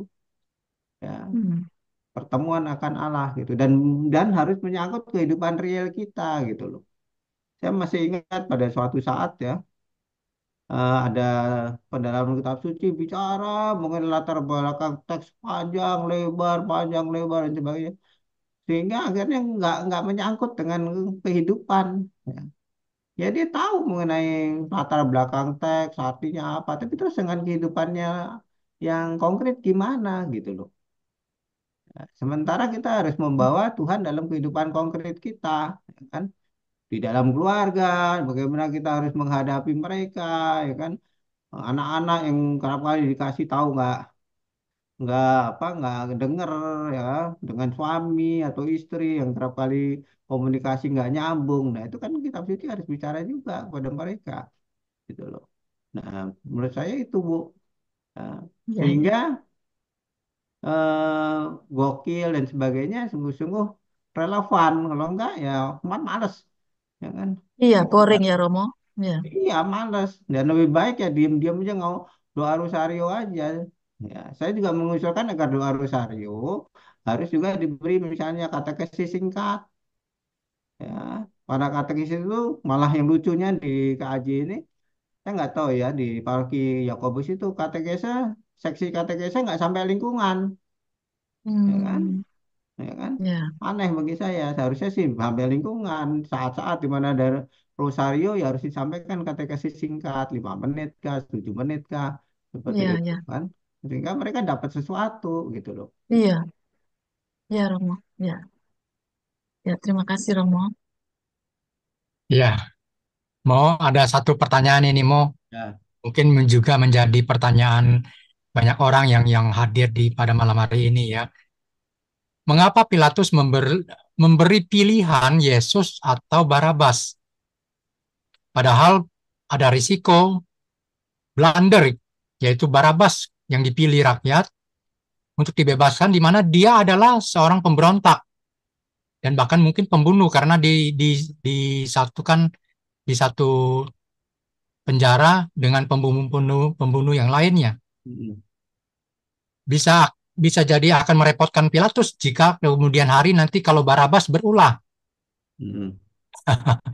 Jadi makna apa begitu yang mau disampaikan?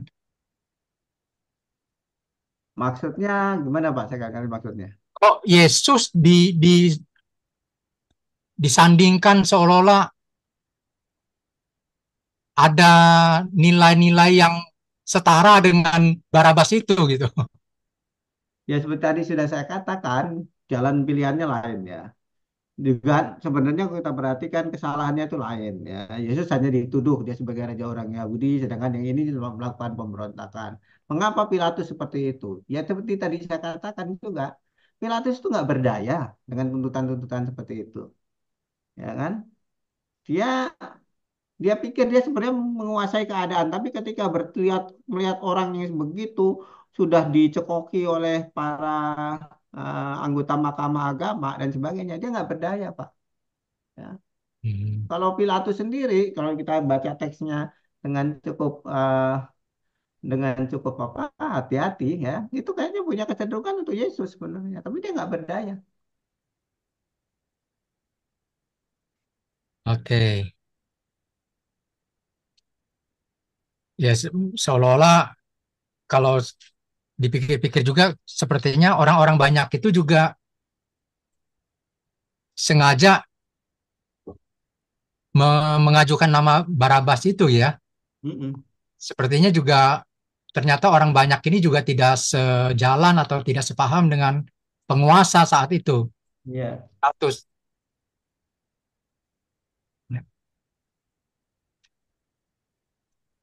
Oke. Ini kan kita nggak tahu ya. Mungkin juga seperti tadi saya katakan, mungkin dia nyesel juga ya Romo ya. Iya bisa jadi kita nggak tahu itu interpretasi kita nggak apa-apa lah. Ya, nggak ada bukti yang konkret ya Romo Ya ya. nggak ada tulisannya kalau kalau kita sebenarnya mau mengatakan ini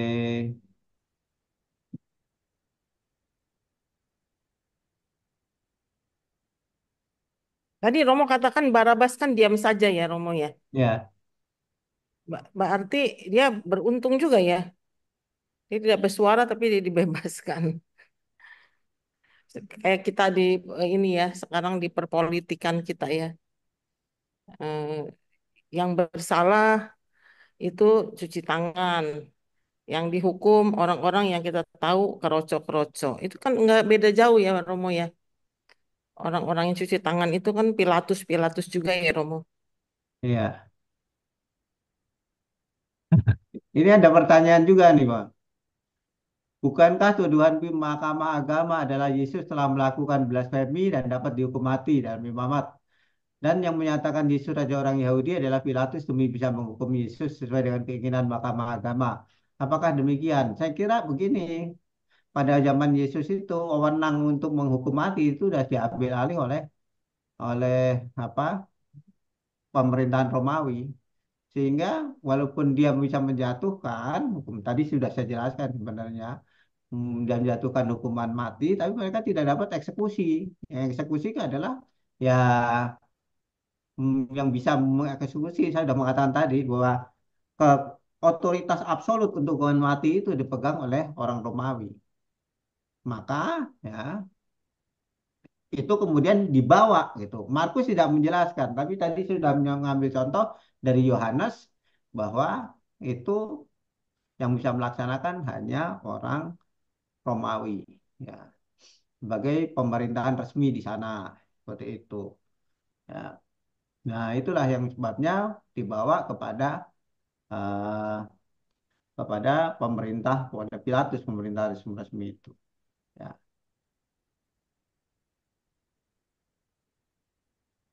Romo ini Ya. ada pertanyaan nih, Romo. Tulisan INRI itu ditulis oleh Pilatus sebenarnya untuk membenarkan keputusan dirinya membebaskan Barabas dengan menuduh Yesus akan melakukan kudeta terhadap Herodes dan tentunya Roma juga. Benar nggak itu, Romo? Sebenarnya itu kan lebih cenderung untuk mengejek orang Yahudi kan, bahwa ini adalah orang Yahudi gitu. Bahwa dia raja orang Yahudi kan seperti itu Ya, raja orang Yahudi tapi disalibkan gitu ya maksudnya ya, Romo ya. ya. Ya. Karena itu orang Yahudi kan menolak jangan tulis seperti itu, tapi apa yang tertulis tetap tertulis kan gitu.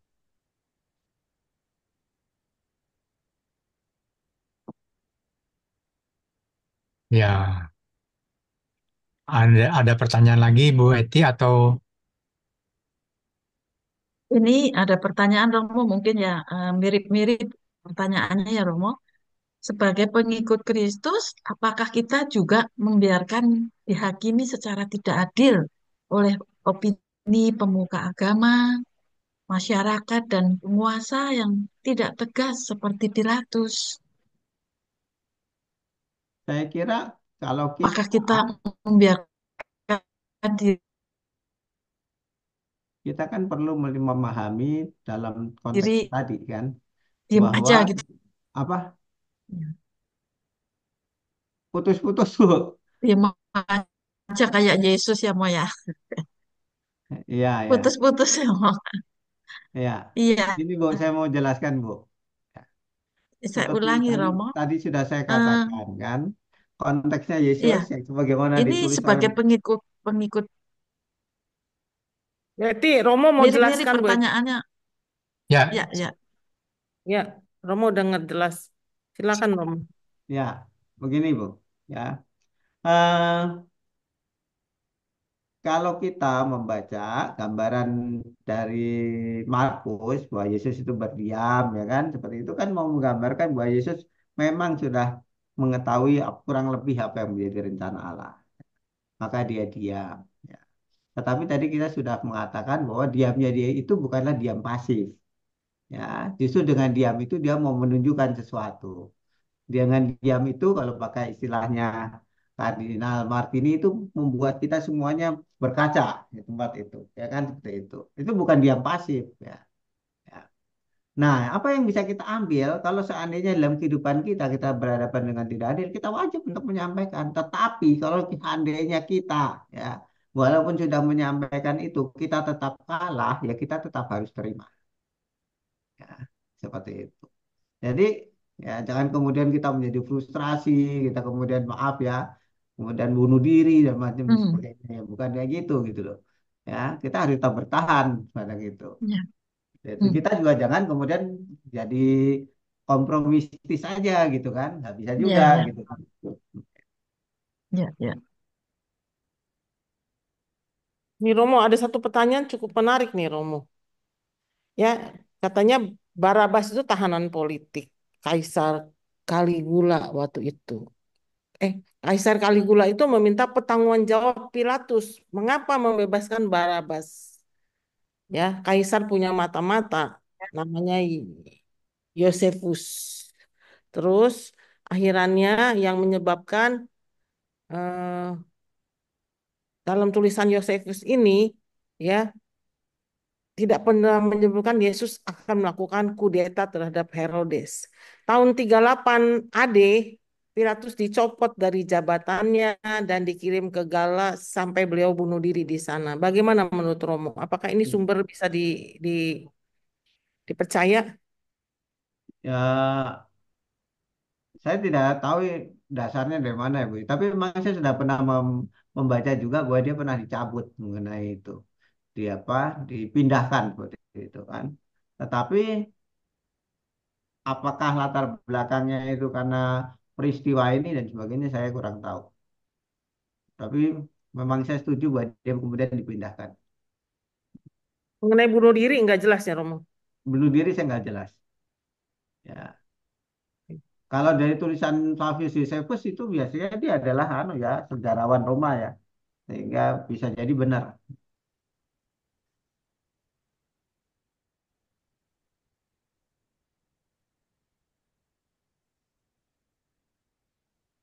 Gimana Bu Eti? Ada yang mau Ini ada ditanya? yang ditayangkan ini, apakah pilihan ini, maksudnya itu pilihan eh, seperti Pilatus itu tuh termasuk rencana Allah melalui pilihan orang-orang. Apakah tindakan Pilatus itu mencerminkan dilema moral yang dihadapi banyak orang sebagai pemimpin saat ini, Romo? Jadi Ya. kondisinya kan banyak sekali pemimpin yang seperti Pilatus itu. Eh, itu dilema moral juga buat dia kan, Romo, Mm. sebagai pemimpin loh. Ya, saya kira memang bisa Bu ya seperti itu. Di satu pihak orang berhadapan dengan mana yang benar dan mana yang mau menyenangkan banyak orang kan selalu begitu. Ya, untuk menjadi orang memperjuangkan ya mana yang benar itu nggak gampang, ya kan? Ya kan? Ya, orang Ya, bisa aja orang memperjuangkan mana yang benar, tapi takut nanti kalau pemilihan berikutnya nggak dipilih, ya kan? Seperti itu, ya kan? Kan aja. seperti itu kan Ya, banyak ya, masalah ya. gitu. Ah, nanti kalau saya membela minoritas, saya nggak dipilih lagi, ya kan kayak gitu kan? Nggak bisa terjadi kan? Hmm, Nah, walaupun itu benar, gitu kan? ya, Ya ya. memang dilema seperti itu sering terjadi.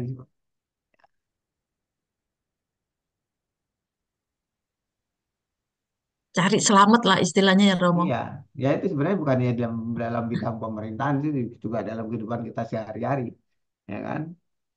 Hmm, Ya hmm. kita misalnya kalau anak kita minta ini minta itu, walaupun kita tahu nggak benar, tapi kalau kita tahu nanti dia ngamuk dan sebagainya, akhirnya kita Ya, menyenangkan, ya kan? Gitu. Tapi kita tahu itu ya, nggak ya. baik bagi dia, gitu kan? Hmm, hmm.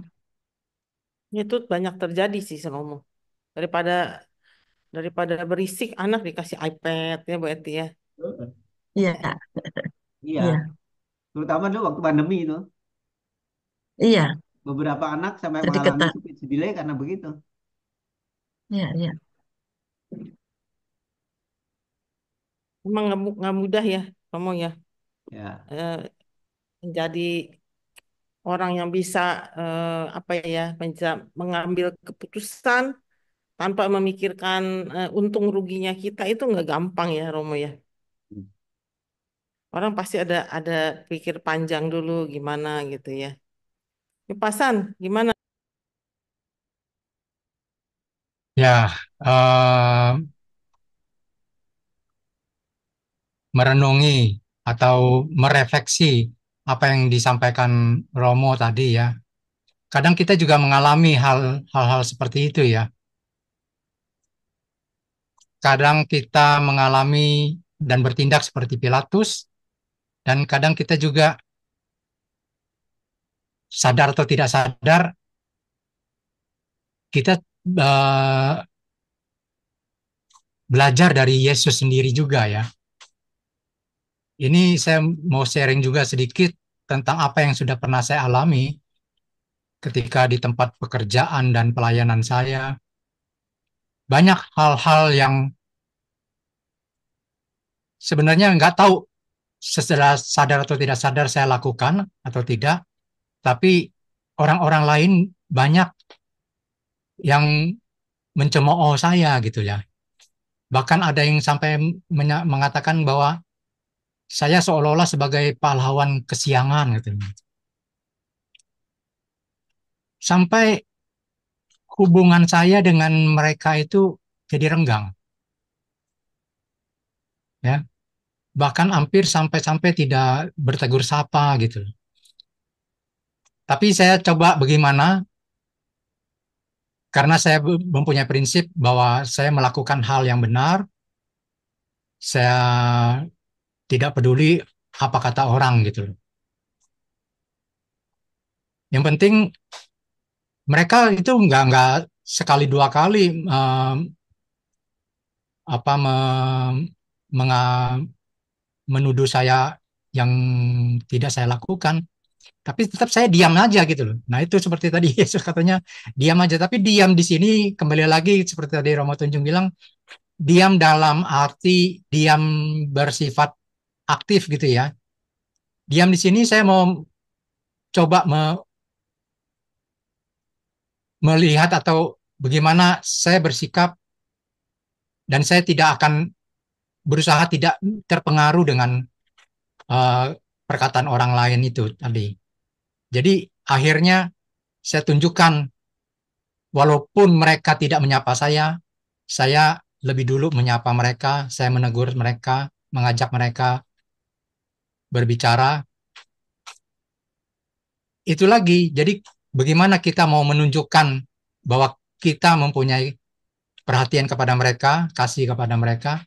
Akhirnya saya tidak berbuat banyak, justru mereka sendiri yang dengan sikap saya itu mereka sadar sendiri jadinya gitu. Apakah mungkin dengan diamnya Yesus ini di sini juga menyadarkan banyak orang atau bahkan juga Pilatus gitu. Ya, bisa begitu mau. ya bisa, Wak.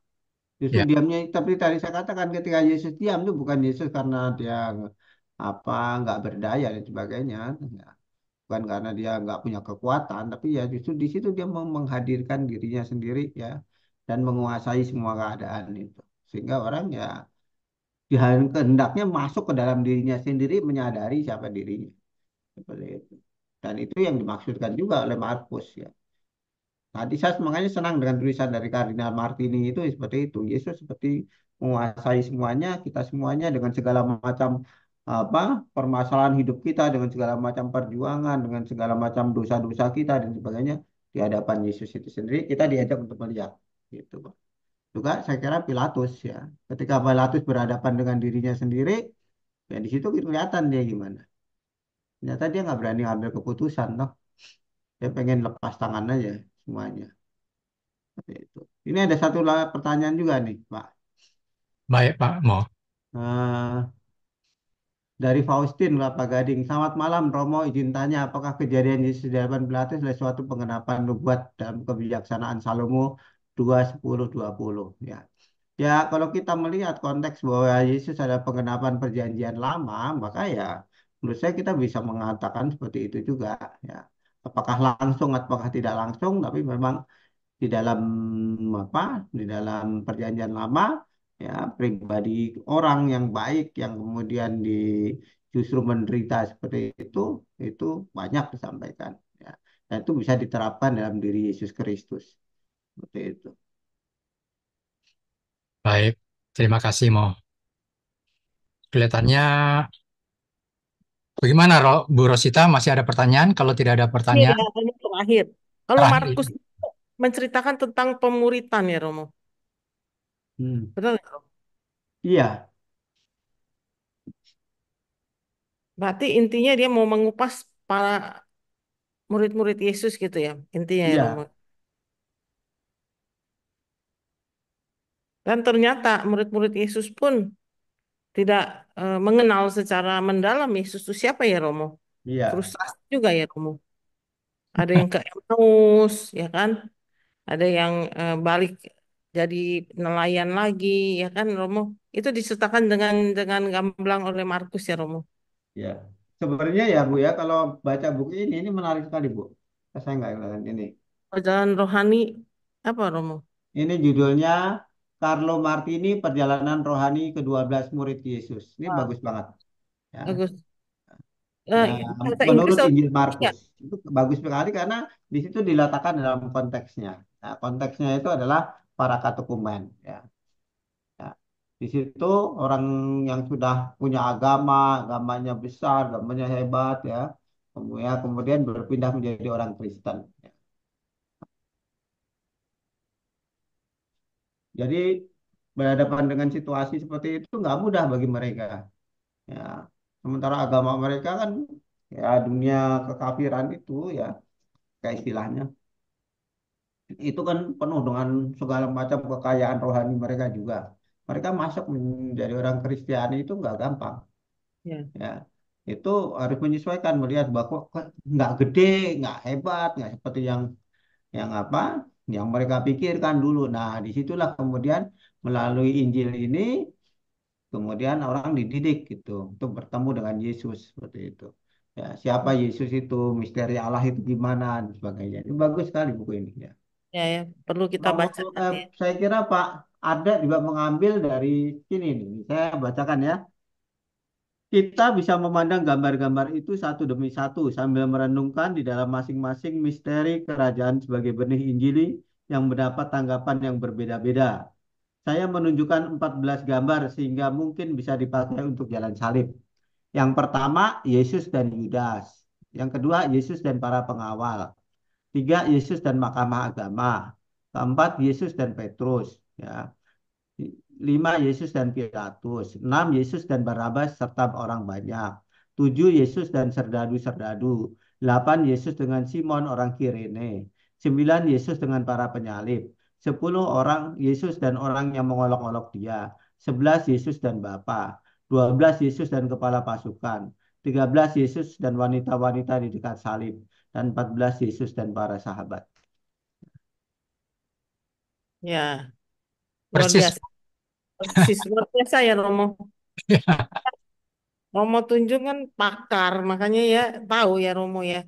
Ya, Romo, ada satu nih Romo, saya mau bertanya, Monsinyur eh, Bapak Uskup Kardinal mengatakan Markus itu ada loncatan di kisah sengsara Yesus juga. Maksudnya apa loncatan tuh Romo? Karena eh, akhirnya mereka yang menghajar Yesus tuh ya menyatakan benar dia ada anak Allah. Itu loncatannya di situ ya Romo. Saya kurang tahu yang dimaksud itu, Bu. Saya nggak tahu yang dimaksud loncatan itu. lompatan, maksudnya lompatan iman mungkin. Ya. Ya, Ya mungkin juga, maksudnya mengaku mungkin juga bahwa Yesus itu anak lomba, Allah. apakah lompatan iman atau apa saya nggak tahu. Saya belum pernah mendengar dia bicara mengenai itu. Nah, sehingga saya tidak bisa menjelaskan dengan uh, teliti mengenai hal itu ya dengan tepat ya maaf. Mungkin Baik. harus bertanya dengan Bapak Uskup sendiri. Ya, ya, baik. Terima kasih, Romo. Terima kasih. Terima kasih Romo Tunjung yang sudah memaparkan dan memberi penjelasan kepada kita semua sekitar materi yang sudah disampaikan maupun pertanyaan-pertanyaan yang kita sampaikan tadi. Semoga apa yang telah kita dengar bersama bermanfaat untuk persiapan kita menyambut Trihari Suci yang akan datang. Terima kasih Romo Tunjung. Akhirnya kita akan tutup pertemuan kita dengan doa. Nanti sebelum doa penutup, ada pengumuman untuk ibu bapak sekalian, baik yang hadir melalui Zoom maupun YouTube live streaming. Minggu depan kita akan kembali lagi dengan tema yang hampir sama, dengan tetap tema kisah sengsara Yesus. Pertemuan sesi keempat ini adalah membahas peristiwa-peristiwa di perhentian sasi ke-7 dan 8. Ya, nanti akan dibawakan oleh Romo Bernardus Hadi Jantan Darmawan PR. Oke, kita akan tutup pertemuan kita pada malam hari ini. Mungkin kalau boleh Romo Tunjung menutup pertemuan kita malam hari ini sambil nanti akhirnya nanti kita juga memohon berkat dari Romo melalui Romo. Ya, Ya, silakan. baik, terima kasih. Karena Bapa dan Putra dan Roh Kudus. Amin. Bapak yang makasih, kami bersyukur kepadamu karena hari ini kami telah merenungkan tentang Yesus dan Pilatus, serta Barabas dan orang banyak. Melalui ketiga orang yang bertemu dengan Yesus ini, ya Allah kami diingatkan akan diri kami sendiri untuk menyadari betapa rapuhnya kami. Betapa kerap kali kami hidup di dalam bayang-bayang palsu dan keinginan-keinginan juga yang semu. Kami mohon kepadamu ya Allah supaya kami menyadari bahwa sesungguhnya diri kami yang sejati adalah pribadi yang tergantung padamu, tergantung dari cinta kasihmu, dan selalu mengandalkan Engkau di dalam hidup kami. Dan kami juga diingatkan ya Allah bahwa dalam segala sesuatu, sebagai orang Kristiani, sebagai orang yang Kau panggil, kami diajak untuk menempuh jalan yang sesuai dengan jalan Yesus Kristus, yaitu jalan pengorbanan diri, jalan pengampunan, jalan kerendahan hati, jalan ketaatan, yang mungkin tidak terlalu menarik bagi orang zaman kini. Namun ya Allah, itu adalah jalan-Mu yang telah Kau tunjukkan kepada kami, dan berilah kami keberanian untuk menempuh jalan itu. Kata ya Allah, kami juga mohon kepadamu, semoga melalui orang-orang banyak itu, kami dapat belajar untuk tidak mengorbankan orang lain yang tidak bersalah karena mungkin kecerobohan kami, karena keinginan kami untuk membalas dendam atau hal-hal lain yang tidak sesuai dengan kehendak-Mu. Allah yang Maha Kasih, murnikanlah kami dalam masa prapaskah ini sehingga kami dapat semakin mengikuti Engkau, semakin mampu juga dalam masa prapaskah ini menghayati ya eh, perjalanan salibmu, sehingga kami akhirnya nanti pada masa Paskah kami dapat merayakan dengan penuh sukacita. Dampingilah kami selalu ya Allah, karena tanpamu kami tidak dapat berbuat apa. Tuhan bersamamu, Dan bersama rohmu. semoga kita semua dilindungi dan diberkati oleh Allah yang Maha Kuasa, Bapa, Putra, dan Roh Kudus. Amin. Selamat malam. Terima kasih Romo Tunjung. Terima kasih Ibu Bapak sekalian. Kita berjumpa kembali minggu depan, hari Rabu, jam yang sama. Mohon Ibu Bapak tahu pengumuman-pengumuman yang akan kami sampaikan melalui WA grup yang di mana Ibu Bapak terdaftar. Terima kasih. Selamat malam. Tuhan memberkati kita semua. Nah, terima kasih Romo Tunjung. Terima Terima kasih Romo kasih. Tunjung. Terima Ya, kasih Bapak Ibu. terima kasih. Pamit. Amin. Mari.